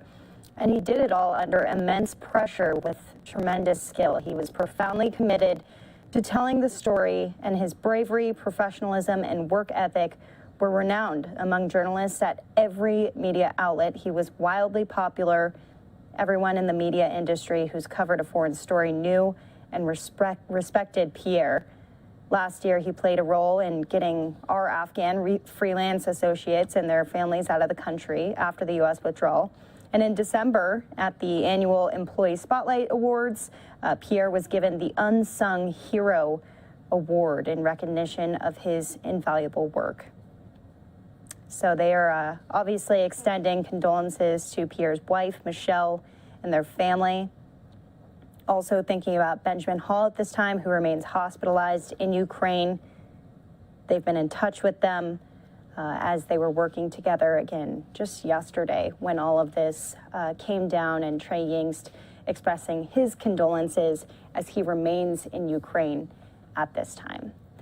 We're going to move along with our coverage of Ukraine, what's going on, expectations from President Zelensky's address to Congress tomorrow, which we've been showing you. We will have live here on Live Now from Fox, so you definitely want to join us for that coverage starting at 8:30 a.m. Eastern Time.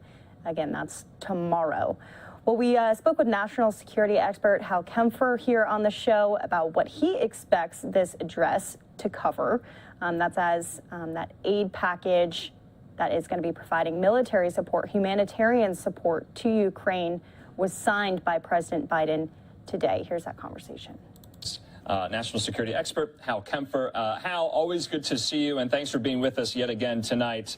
But let's preview Zelensky's speech tomorrow. The Wall Street Journal broke this earlier today, that the President Biden, is expected to announce more than $1 billion in new military assistance to the Ukraine government as early as tomorrow. Now, this will include many types of equipment, military equipment, like anti-armor and anti-air systems, including portable air defenses like Javelins and Stingers. This is part of that $13.6 billion supplemental package that was signed into law today.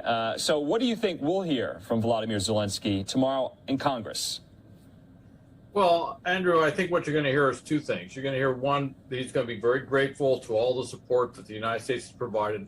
There's the lethal aid that you just talked about. There's the Javelins. There's also other anti-tank missiles that have gone over. The Javelins, of course, have become almost like a cult item with the Ukrainian forces because they're so effective. They really have thwarted that armor capability that Russia has. And then the Stinger missiles. And you saw that they're using certain tactical deception means, decoys, in order to try and deal with that.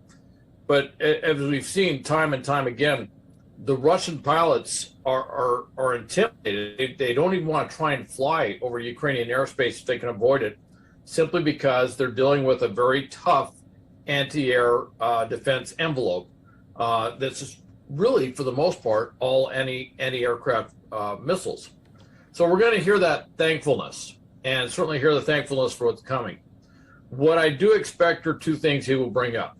He's going to bring up, we want a no-fly zone, which obviously the U.S. and NATO have said they're not going to put a no-fly zone there. And then the other one, he'll ask to get those MiGs out of Poland. Yeah, and I got to tell you, the more I look at this, and nothing changes policy like success on the battlefield. And there's been a lot of success on the battlefield with the Ukrainians. And I think as they're achieving more and more success, And with all the pressure coming from Congress and elsewhere, and the pressure coming from our NATO allies, I wouldn't be surprised if we revisit that moving of MiGs, along with things like Su-25s and a lot of other Russian equipment that we currently aren't moving over to Ukraine, that we might look at moving that over. Hal, there's a lot of meetings in the works. There's a lot of movement going on, and I always like to talk about the diplomatic angle to this, and we'll get to the military angle on the battlefield as well. But I just want to put up this week, we got the news that we were somewhat reporting yesterday, but it's confirmed today, and this is from NATO Secretary General Jens Stoltenberg saying, "I have convened an extraordinary summit March the 24th at NATO HQ. We will address Russia's invasion of Ukraine, our strong support for Ukraine, and further strengthening NATO's deterrence and defense at this critical time. North America and Europe must continue to stand together." So President Biden going to Europe, going to Brussels next week. And then I thought another meeting that took place today, which I thought was just extraordinary, in Kyiv, Hal. The prime ministers of Poland, the Czech Republic, and Slovenia are in Kyiv today in an active war zone. This is from Kevin Rothrock, a Twitter journalist who follows this very, very closely, with photos of the meeting talking about the war. That is quite stunning to have leaders of neighboring nations, some NATO members as well, head to Kyiv to talk about this. President Biden going to Europe next week, to Brussels. And then lastly, Turkey's foreign minister will fly to Russia and Ukraine this week to facilitate ceasefire talks. Is this all posturing? Is this all symbolism, or are you confident something can come of this? Of course, you can't dismiss the symbolism. I mean, it's a powerful symbol, but it's more than a symbol. 3 NATO prime ministers went to Kyiv. So it's not just being there and talking to Zelensky and being seen for that photo op. They got there, which is another way of saying the government of Ukraine is intact, and Kyiv is so well defended that they can bring in foreign heads of state for state visits. That's an incredibly powerful statement. That has military dynamics. Because everyone is seeing this, that the Ukrainian forces are able to hold open that place. It also says, hey, if three prime ministers can get in there, imagine how many Stingers and Javelins and everything else have gotten to Kyiv, which is something I'm sure all those Russian commanders are now scratching their heads saying, wonder how many anti-tank missiles they actually have around that city. That's another thing they're thinking about. Now, as far as the Turkish visit, again, as things are changing on the battlefield, certainly the visit you saw today with the prime ministers, I think he may have more success than previous attempts had. It's obvious that, Russia is not going to make any progress. There really is no way mathematically for Russia to achieve its objectives that it set out to do in the war. Whatever its original plan has completely fallen apart. And now for Putin, it's really a matter of how does he get out of this thing? And so, I thought that offer by Zelensky today, the offer to say, look, we will not be part of NATO, that's part of setting the conditions to allow Putin suddenly to withdraw his forces. But I think that a lot of stuff is currently, there's so much in motion right now. It's difficult to see how Putin is going to remain in power for any length of time, even though they may have success with this meeting.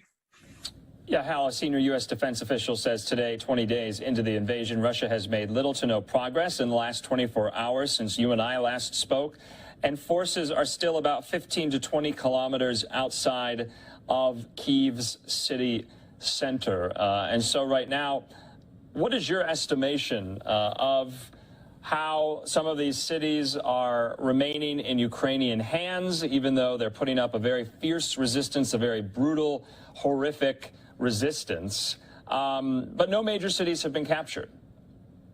It's fascinating. I would have thought with the amount of armor that they have, they would have at least made an incursion into these major urban areas. Even if they didn't take the downtown, and certainly they weren't probably in many cases able to hold the downtown. I would have thought you could run enough tanks and armor down the street that you probably could do what in Iraq we called them thunder runs, where you run into the city just to demonstrate you have that capability to basically undermine the confidence of the government and to demonstrate to the people that they no longer control, their main cities. They can't do thunder runs. They start thunder running, and you see those drone pictures of tanks getting blown up. That's the problem they're running into. Interestingly, in Kherson today, down south, that's a city that they took, I think, about a week and a half ago. One of the first big cities that fell, or not really big, but larger cities that fell, and certainly from a location, a very strategic city. I don't know if you saw it today, but they had a video of helicopters, Russian helicopters, getting basically decimated at an airport up there, which tells you even in the cities that they theoretically hold, obviously they don't hold them that well if the Ukrainians are able to mount that kind of attack. The Ukrainians just have a trouble carrying the offense. I mean, they're physically there on the ground, but they haven't been able to move. And at some point here, we're going to have to make a determination. Can they conduct offensive operations? This may be a logistics problem. It may be a morale problem. It may be a lot of different things that include all of that. But they don't seem to be able to do that. So they're trying to compensate by trying to sort of set the conditions by using their massive capabilities in terms of artillery and rockets, to pummel these areas. But even then, when you look at where they target, it's not what I would consider a methodical approach to using supporting arms. It's almost like they say, well, let's go hit this building and we'll kill a lot of civilians in order to put pressure on the government. It almost seems somewhat haphazard in terms of how they do this. And I think it shows just a lack of operational capability and a little bit of desperation on the part of the Russians. Hal, we're taking a live look at Capitol Hill right now, and I just wanted to put kind of in historical context, as you and I sometimes do, but just hearing from our Fox News Capitol Hill correspondent, Chad Pergram, he says Zelensky's speech to Congress could be the most important by a foreign leader since Churchill in 1941. Winston Churchill spoke to Congress weeks after the Pearl Harbor attack. He addressed lawmakers, and it was very kind of made for TV. It was, the early 40s at the outbreak of World War II. But he warned those who would challenge the UK and the United States. It was a very famous speech. Do you think that has this quality tomorrow? I think it has that quality tomorrow. Obviously, it'll be a little different because it's being done in a virtual format, so it doesn't have that in-person sort of feel. But I think in some ways this will be a almost more powerful in some ways. I know that seems kind of strange, but he's going to lay out some things which might become the future order. The term has been used. We're not dealing with the Soviet Union. It's almost like we're dealing with the Soviet reunion, where they're trying to reunionize the Soviet empire, and that's falling apart. And I think what he's going to talk about is, and I think this is what the NATO summit with President Biden going over there. I don't think they'll ever say this publicly, but they're going to talk about what happens after the Russian army has to leave with their tail between their legs. What is the future going to look like? And I think President Zelensky might actually start setting a tone, give us that sort of moral bearing on what this means and where the world is going. And I think the other thing he's going to do is, for those who are on the fence or they weren't sure or their positions were evolving, he may harden those positions really fast and harden them into, we've got to make a stand. And I think when that happens, that kind of goes back to what we're talking about at the beginning, which is you might see a shift on those MiG-29s going into Ukraine. So, Hal, but at the flip side of that as well, do you think at the NATO summit next week they could also be discussing, also the likelihood and potential that Russia would be in some way in Ukraine's Ukraine would be in Russia's hands, 3, 4, 5, or 6 months from now. because that would be a new world order as well. And also, I would imagine they would be discussing what might happen if, one of these shells, one of these javelins, hits something in one of these NATO countries, in one of the Baltic states, in Poland. I bet all of that is on the table. That will be discussed. In fact, I'm sure they're going to be doing some scenario-based, which is what if, what if, what if. Certainly, one of the things that we've seen, first off, the Russians are sloppy, all right? So when they're bombing Western base, they say, oh, they hit 10 miles from Poland. They can make an error and accidentally put a cruise missile into Poland. In fact, we saw that very crude old cruise missile that may have been launched from the Russians that landed all the way in Croatia. I don't think that was their intent, but a missile made it all the way across 2 other NATO countries and landed in Croatia. That tells you the accidents that can happen. But I think they're going to look at this. I don't want to be overly optimistic, but I am doing the math. Russia can't sustain this for 2 to 3 more months. Something enormous would have to change. China would have to weigh in heavily in Russia's favor and weigh in a way that would risk everything that they have economically. Xi is a calculating leader. He does not want to start things in motion with second and third order effects. Keep in mind, they're already dealing with a real estate crisis. That on top of a major economic setback from being heavily sanctioned for being aligned with Russia could have some unintended consequences for his regime. So he doesn't want to really do that. So he's kind of doing this delicate balancing act. At least that's what appears right now. And without that support from China, I don't see where the Russians would ever have enough resources to really maintain this 2 to 3 months from now. I think they're going to have a tough time maintaining credible military operations 2 to 3 weeks from now with what they have.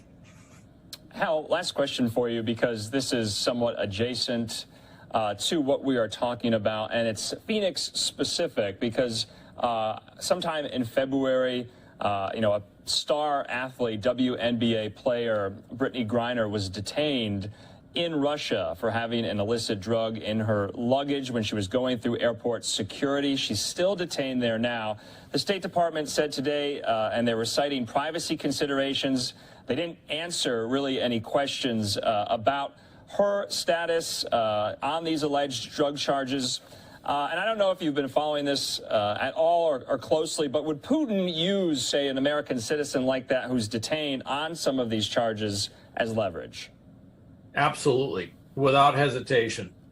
In fact, when they showed that video when they're going through her luggage, and I may know just a little bit about searching luggage and how customs procedures work and how that, I was watching it very carefully because I was looking to see where that little sleight of hand where they might slip something in there. Bottom line is that's a Russian covert playbook. They do things like that all the time. They set people up. They plant evidence. That's just how the Russians. That certainly, I shouldn't say all the Russians, but I should say that's how Putin's cadre definitely operate. That's just clandestine tradecraft that they would do something like that. But I also think it shows a certain amount of desperation again. If you're having to set up professional athletes and then arrest them, detain them, charge them, that says you're kind of running out of real targets to go after within Russia. And I don't know what he's going to try and use her as a bargaining chip for, or any of these other prisoners that they have as a bargaining chip to try and get someone back. But I do see where they're going to try and use them as basically as negotiating tools. But this thing could resolve itself. I mean, depending on what happens, I'm really kind of wondering how Putin remains in office, because one of the things the NATO ministers are going to talk about inevitably will be the sanctions regime. Yeah. And that's snowballing. It's not fast, not the most credible, not the strongest deterrent, but it snowballs. And Russia goes into default. It's banks going to default. They can no longer have good faith and credit. Russia becomes insolvent. It ceases to be a viable economic unit in global trade. These things all tend to snowball. I just don't see how Putin can maintain himself in power. At some point, there is enough in Russia where they can change the regime. All right, Hal Kempf, we're going to leave it at that. We appreciate your time tonight. We'll talk to you again. All right. Thank you, Andrew. Have a good night. Okay, so that's a LiveNOW look at the U.S. Capitol, and that was my conversation with Hal Kempf, who remains quite optimistic and quite confident that the Ukrainian resistance will hold and that Russia will ultimately lose. Many other people that we have spoken with, some think the opposite. Some think that Putin's army is just too forceful, too large, too overpowering to overcome. And so, of course, it remains to be seen. We're going into now day 21 of Russia's invasion. And, of course, we wanted to preview yet again Ukrainian President Zelensky's address virtually to a joint session of Congress tomorrow. We'll have live coverage starting at 8:30 a.m. Eastern for that address. Zelensky also addressed members of the Canadian Parliament, and Prime Minister Trudeau today also spoke virtually as well with UK Prime Minister Boris Johnson. We're going to take a quick 2-minute commercial break, though. When we come back, we'll be showing you the full White House press briefing. So all that and more here on LiveNOW from Fox on this Tuesday night. We'll be back in a moment.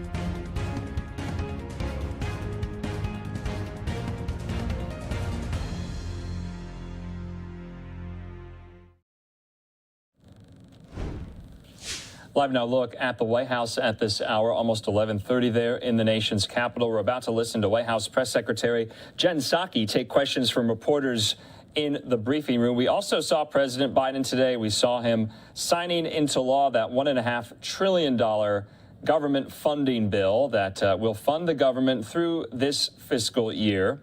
And we also saw him on Equal Pay Day giving remarks at the White House in honor of Women's History Month. He was joined by members of the administration, also members of the women's national soccer team as well. So we'll get to that. But right now, let's hear from Jen Psaki. A lack of toppers over the last couple of days today, but hopefully some of this information will be helpful to all of you.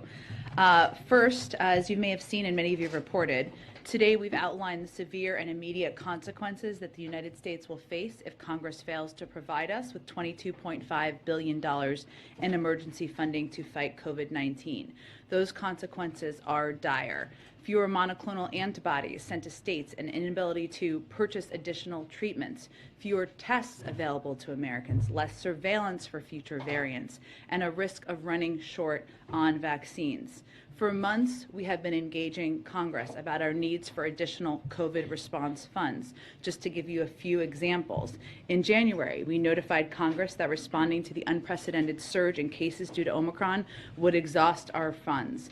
Throughout February, we held briefings about the lack of funding and what the consequences would be if we didn't get additional funds. In the President's State of the Union address, the President called for additional COVID funding, and our National Preparedness Plan made clear that funding is needed. In total, senior administration officials have held more than 36 calls and meetings with Congress and at least 10 briefings to committees to communicate our needs so that we can do what Americans should expect from their government, protecting them from a once-in-a-generation pandemic. I'll finally say on this, with cases rising abroad, scientific and medical experts have been clear that in the next couple of months, there could be increasing cases of COVID-19 here in the United States as well. We talked about this a bit yesterday. Waiting to provide funding until we're in a worse spot with the virus will be too late. We need funding now, so we're prepared for whatever comes. Also, some news some of you have been asking about. The President will travel to Brussels, Belgium later this month, where he will join an extraordinary NATO summit on March 24th to discuss ongoing deterrence and defense efforts in response to Russia's unprovoked and unjustified attack on Ukraine, as well as to reaffirm our ironclad commitment to our NATO allies. He will also join a scheduled European Council summit to discuss our shared concerns about Ukraine, including transatlantic efforts to impose economic costs on Russia, provide humanitarian support to those affected by the violence, and address other challenges related to the conflict. I also wanted to note, because there has been so much information we've been putting out and so many sanctions we've put into place, some of the economic impacts that we're seeing in Russia, just to give you all an update on that. We've made President Putin's war of choice a strategic failure. The unprecedented costs we've imposed with allies and partners have reversed 30 years of economic progress, something President Putin himself pushed for, and that has happened in less than a month. Our actions have hit hard at the things President Putin cares about the most: degrading his military, access to cutting-edge technology, and ability to project power and influence. Central bank reserves, about half of Putin's war chest, is immobilized. You heard the finance minister confirm this just yesterday or the day before. He can't use these rainy day funds to support his war in Ukraine. The ruble is less than a penny. It's the worst performing emerging market currency. The Russian stock market has been closed for nearly 3 weeks, longest in its history, as they try to prevent a market crash. Inflation in Russia is rampant. Some forecasters are predicting 20% inflation for Russia by the end of the year. And the Russian and trillions of dollars in businesses have been disrupted by sanctions, putting the Russian financial sector under severe stress. The economic outlook, if you look at the economic outlook for the country, forecasters around the world are projecting a collapse of the Russian economy. The Institute for International Finance projects a 15% downturn, down from a projected growth rate of 3% before Russia's invasion of Ukraine. And the private sector, as many of you have reported on, is withdrawing. Many companies, major companies in the financial, energy, and other sectors are leaving. JP Morgan, Goldman Sachs, Western Union, ExxonMobil, Shell, and more are pulling their operations out of the country. And as we continue to ratchet up pressure on Putin's oligarchs, wanted to also announce for you, or reiterate for you, for those of you who already know, that tomorrow Secretary of Treasury Janet Yellen and Attorney General Garland will host the launch meeting of the Russian elite proxies and oligarchs multilateral task force. And the task force was first announced in a statement by leaders, including President Biden, on February 26th, as a way to go after corrupt gains from some of the individuals closest to Putin, no matter where they're held around the world. And the task force, comprised of finance ministry and justice or home ministry counterparts in Germany, Canada, Japan, France, Italy, Australia, the European Commission, and the United Kingdom, will use the respective authorities to collect and share information against Russian targets, including sanctions, asset freezing, and civil and criminal asset seizure. Let me give you just a couple of examples of assets that have already been seized. Alexei Mordashev's 213-foot yacht was impounded in Italy. Gennady Timchenko's 132-foot yacht was seized in Italy. Andrei Melnichenko's 469-foot, $578 million super yacht was seized in Italy. Sergei Chemezov's $140 million yacht was seized in Spain. Igor Sechen's 280-foot yacht was impounded in France, and Alisher Usmanov's $18 million resort was impounded in Sardinia. That is just the beginning. Last thing I just wanted to note, sorry, I have two quick things for you, then we'll get to the questions, is on Ukrainian security assistance. The president will talk about this when he speaks this afternoon, and he will talk about it more extensively tomorrow. As you know, there is $13.6 billion for Ukraine, humanitarian, security, and economic assistance in the omnibus bill that the president is going to sign this afternoon. He will outline in more detail, I expect tomorrow, the specifics, but he will, of course, talk about it when he signs it this afternoon. But just even up to date now, since taking office, the president has committed $1.2 billion in security assistance to Ukraine, including $550 million in just the last 2 weeks. He has approved 4 emergency security assistance packages to provide Ukraine the types of weapons they are using so effectively to defend their country, such as anti-armor and air defense weapons. We are working to get Ukraine the equipment as quickly as possible, and we still have the means to continue doing that. Over the past 2 weeks alone, we have delivered more than $300 million of security assistance to Ukraine, in addition to the transfers of U.S.-made equipment we are facilitating from our allies to Ukraine as well. So I would note that we're on day 19 here. In addition to their incredible courage and bravery, one of the reasons that they are able to hold back and push back against the Russian military is because of the significant amount of military assistance we have provided. Finally, I just wanted to note that today is Equal Pay Day, something we can all celebrate. President Biden and Vice President Harris have long championed equal pay as a cornerstone of their commitment to ensure all people have a fair and equal opportunity to get ahead. To mark Equal Pay Day, today the Biden-Harris administration announced a couple of new actions to promote women's empowerment and support women working families across the country. The Office of Personnel Management announced that they will anticipate issuing a proposed regulation that will address the use of prior salary history in the hiring and pay setting process for federal employees. The President will sign an executive order directing the Federal Acquisition Regulatory Council to consider limiting the use of salary information in employment decisions by federal contractors, and the Department of Labor will release a report analyzing the impact of occupational segregation on women's economic security. And the Vice President will host an event later today along with the Gender Policy Council. I also just wanted to note the news that we heard from the CEO of Fox this morning that cameraman Pierre Zakrzewski, I just want to pronounce his name the right way. Did I pronounce it the right way? Okay. Lost his life. He is someone who has served in many war zones over the course of time. He was a war zone photographer who covered nearly every international story for Fox News, from Iraq to Afghanistan to Syria, during his long tenure working there. So our thoughts, our prayers are with his family, with the entire community as well. So let me stop there and let's kick it off, Chris. Okay. So President Zelensky is going to be speaking to Congress tomorrow. He's been pushing for fighter jets, a no-fly zone. We have to hear some of those same requests tomorrow as well. Has the administration shifted on that at all? And also, there is rising domestic pressure for the U.S. to do more.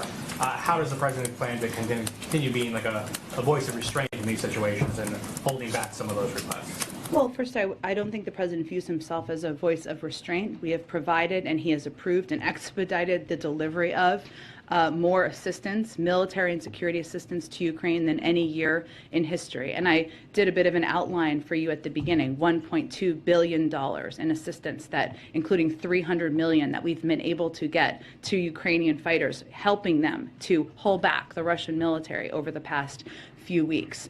It is also true, and there will be more that the president will be able to say over the next few days, given he is about to sign an omnibus bill that includes $13.6 billion in security assistance.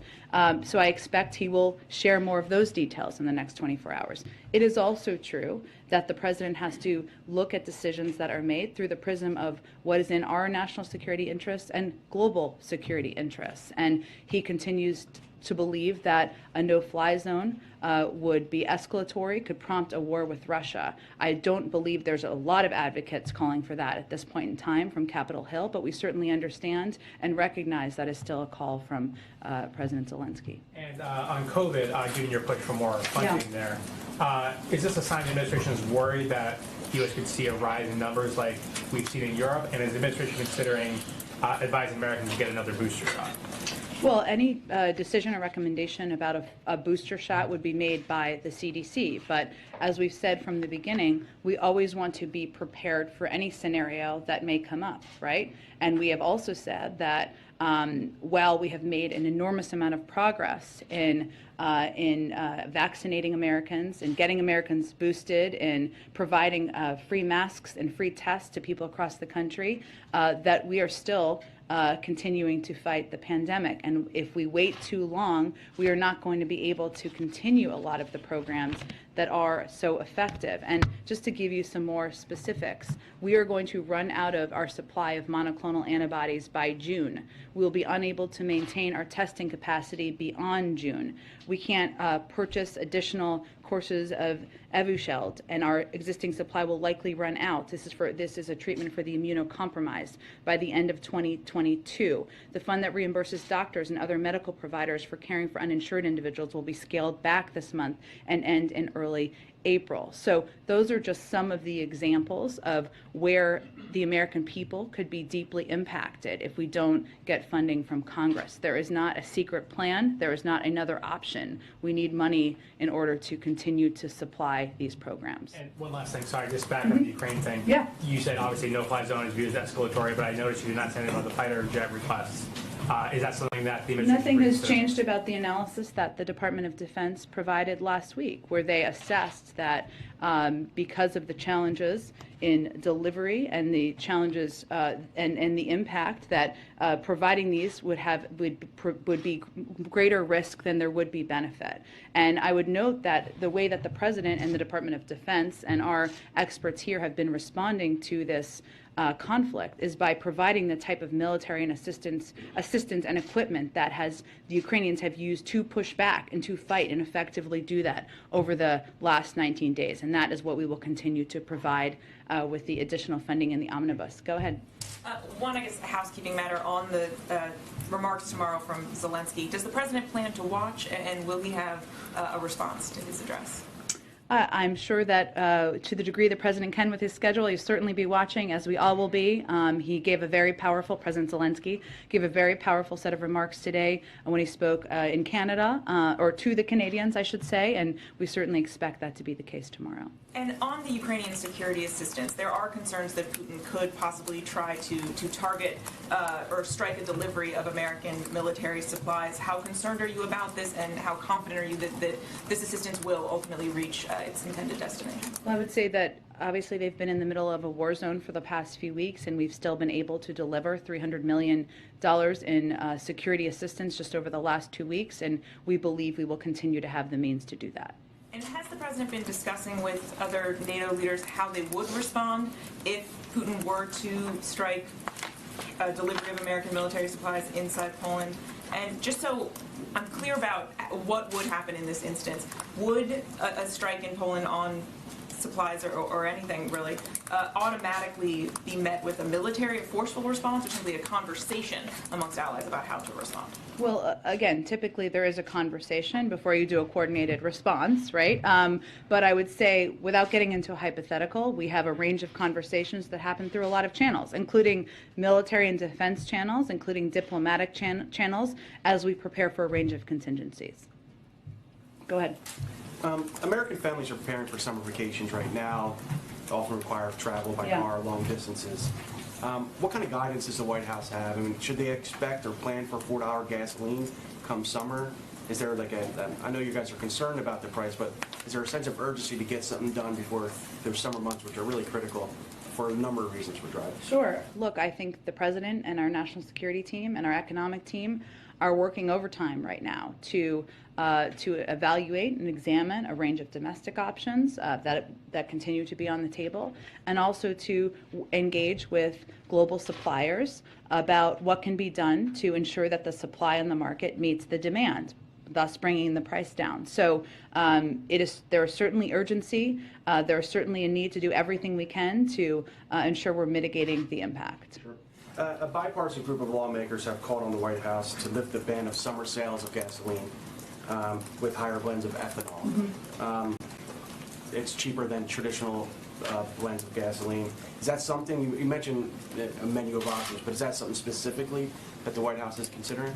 In the menu of options. Any comment on Maryland moving towards a suspension of their state's gasoline tax? Is that something? There are a number of other states who have taken that step. Again, there's a range of domestic options. I would note that from the federal standpoint, the gasoline tax is about 18 cents, right? Mm-hmm. So we're also looking at a range of options that might have different types of impacts. You brought up the 18 cents. Is that because, I mean, it wouldn't have much of an impact at 18 cents if you given it at $4.50. Is that a fair read of how you guys assess that? I'm not a mathematician, but given that the price of gas has gone up by 75 cents, $1, even more in some areas, we're continuing to look at a range of options, and obviously ensuring that there is, or taking steps to ensure there's more supply in the market, because the oil market is a global market, is a big priority and a focus for us. But we're looking at a range of domestic options, including all of the ones you mentioned. Just no decision has been made at this point in time. Go ahead, Caitlin. Thanks, Jen. You confirmed President Biden is going to Brussels next week. He's going to attend the NATO Summit in the European Council meeting. Is he also going to go to Poland, as has been reported? We don't have anything more yet about his trip to announce. But should we expect anything when it comes to the refugee crisis aspect of what's been going on? We're still working through the final details of the trip and what it may look like, but I don't have any more details at this point in time. And what is his goal going into this trip? And is there any chance that he sees President Zelensky while he's there? His goal is to meet in person, face-to-face, with his European counterparts and talk about and assess where we are at this point in the conflict, in the invasion of Ukraine by Russia. We've been incredibly aligned to date. That doesn't happen by accident. The president's a big believer in face-to-face diplomacy, so it's an opportunity to do exactly that. In terms of a meeting with President Zelensky or an engagement with President Zelensky, we're still finalizing the trip at this point in time. But that's an option? Nothing on the table at this point in time, but the real focus right now is to meet with NATO partners in Brussels. If there are additional steps, we'll share all those details with all of you. And on President Zelensky's address tomorrow, of course, he is expected to ask for more assistance, as my colleague noted. A lot of the U.S. positions on that haven't changed, as you just said, when it comes to the no-fly zone. But on the aircraft specifically, the Pentagon said last week that Secretary Austin said they do not support the transfer of additional fighter aircraft at this time. Is that still the United States' position? That continues to be our position. I would note that they also said that that adding aircraft to the Ukrainian inventory is not likely to significantly change the effectiveness of the Ukrainian Air Force relative to Russian capabilities. And the assessment was that the transfer of these planes may be mistaken as escalatory, as we've said, and could result in a significant Russian reaction. But that is the risk assessment that was done. That risk assessment has not changed. I would note that certainly we expect, as he should, President Zelensky, to ask for more money. We are in touch with his team on a daily basis. We're not waiting to hear tomorrow what may be on his mind. We are very closely engaged with the Ukrainians, and that what hopefully will be of interest to him is the significant amount of security assistance that is in the omnibus that we'll be able to detail soon. Just to clarify, has he told the White House what he plans to ask for tomorrow? That's not what I'm suggesting, but the president had a nearly hour-long call with him on Friday, and we talk with his team every day. Thank you. Go ahead, Ash.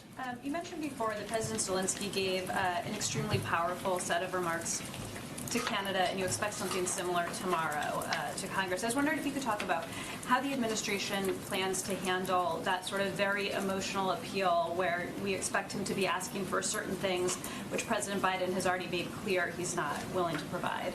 Well, I think that, one, what is encouraging in this moment of tragedy is that there is bipartisan support for the strength and the courage of Ukrainian leadership and President Zelensky and the fight that they have been waging for the last 19 days. I would say that without knowing what he's going to say tomorrow, we certainly are familiar with what the asks have been. We have provided our own assessment of what does make sense and doesn't make sense. And what I would note is that we do have a range of the president and our team has fought for additional assistance in the omnibus package the president is signing this afternoon, which hopefully we'll have more details on in the coming days. Go ahead. Thank you, Jen. To follow up on that, Zelensky and other Ukrainian officials have made so clear that what they believe they need the most is more warplanes and fighter jets. So why is the U.S. assessing something different? Why does the U.S. believe they know better what Ukraine needs than what Ukrainian officials are saying they need the most? Well, we have one of the best militaries in the world. I would note just some factual details here. The Ukrainian Air Force has several squadrons of fully mission-capable aircraft. And although Russian air capabilities are significant, their effectiveness has been limited due to the Ukrainian strategic, operational, and tactical ground-based and air defense systems, which the United States has provided the vast majority of. So what we're talking about here is what is most effective in combating and fighting the type of war the Russians are fighting. We've talked a little bit about the attack on near the Polish border. That would not have been stopped by airplanes. That type of attack is stopped by exactly the type of assistance we've provided. Okay, so it's a combination of impact as well as potential risks that the administration has decided no on the war. Exactly. And the fact that the Air Force has several squadrons of fully mission-capable aircraft, the $1.2 billion in military assistance that we've provided has provided exactly the type of capabilities that have helped them fight back and push back effectively and courageously against the inbound attacks from the Russian military. And as you also noted, Weija, the risk associated is also something that our U.S. military would assess as part of their analysis. Thanks. And then to follow up on Mary's question, how does the U.S. define a Russian incursion or invasion into NATO territory? That's a conversation we have with our NATO partners and allies. So as an example, there are reports that a Russian drone made its way into Polish airspace before going back to Ukraine and being shot down. Does a drone into Poland count as an invasion into Russia? Again, Weija, what happens here, it's not that NATO countries just respond on their own. If there is an attack or that is considered by NATO leadership and by NATO countries to be to meet that bar, then there's a discussion among NATO partners about how to respond. But it's not in anyone's interest to get into an escalatory war with Russia. Got it. And one more on the sanctions that were imposed today by Russia against yourself, President Biden, other top U.S. officials. Do you have a response to that?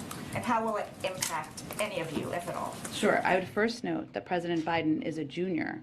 So they may have sanctioned his dad. May he rest in peace. The second piece I would say is that won't surprise any of you that none of us are planning tourist trips to Russia. None of us have bank accounts that we won't be able to access, so we will forge ahead. Go ahead. Thanks, Jen.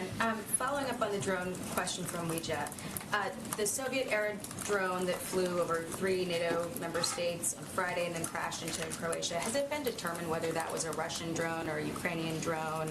And how do you measure, similar to what she was asking, how do you measure, what elicits a response? Well, for the second part of your question, Jackie, good question. It is a conversation that happens between NATO allies and partners, not a decision that's made by one country. In terms of the first part, I don't have any details that I can outline for you from here. And then what do you make of China today warning that Taiwan belongs to China and saying that it will not stop normal trade relations with Russia? What qualifies as helping Russia evade sanctions when it comes to China? Well, let me note that one of the during the lengthy conversation that our national security advisor had with his counterpart, he also reiterated our One China policy based on the Taiwan Relations Act, 3 communiques and 6 assurances, and underscored concerns about Beijing's coercive and provocative actions across the Taiwan Strait, which is, of course, our position publicly, but is also something that he took the time to reiterate during this conversation. There are a range of sanctions we obviously have in place, and we watch, of course, if there's a violation of those, and we also watch if there is support provided for the military invasion of another country. I don't have any assessment of that to provide to you today. It sounds like secondary sanctions are on the table if China is found to be helping Russia either militarily or economically in this war. So why not be specific about the kinds of sanctions that we're considering, given that this administration's position is the mere threat of sanctions should be a deterrent? Well, we're going to have those conversations directly with China and Chinese leadership, not through the media at this point in time. I would note that when our national security advisor was having his meeting yesterday, he was very direct about the consequences. He made clear we're going to be watching closely, made clear that it's not just us. The decisions that China makes are going to be watched by the world. So that is how they focus the meeting, but in terms of any potential impacts or consequences, we'll leave those through private diplomatic channels at this point. One last one on Zelensky tomorrow. It sounds like, we're pretty dug in on our position when it comes to the no-fly zone, when it comes to the MiGs, despite this growing bipartisan call in Congress to shift a little bit. So, to put it bluntly, is Zelensky wasting his time tomorrow asking for these things? Well, I would say because of the passion and the courage and the bravery of President Zelensky, there has been support for expediting the delivery of a historic amount of military and security assistance and weapons that have helped him and his military fight back against the Russians. And I would say that, yes, we recognize there are a range of bipartisan calls, but what we have the responsibility to do here is to assess what the impact is on the United States and our own national security. A no-fly zone is escalatory and could prompt a war with Russia, a major nuclear power. Providing the planes, our military did an assessment that's based not just on the risk, but whether it would have a huge benefit to them. They assessed it would not, because they have their own squadron of planes, and because the type of military assistance that is working to fight this war effectively is the type of assistance we're already providing. What about Estonia, though, calling for a no-fly zone? They're a NATO member. They share a border with Russia. How do we view their calls for a no-fly zone? We disagree with the argument that that would be an effective step, because a no-fly zone, which often people shorthand, essentially means us shooting down Russian planes and them potentially shooting back at us. And I would note that the way that the Ukrainians, again, have effectively pushed back over the last 19 days is by using exactly the type of military assistance we have provided. Go ahead, Kristen. Thank you, Jen. A couple of questions. Are there discussions about the president meeting with refugees?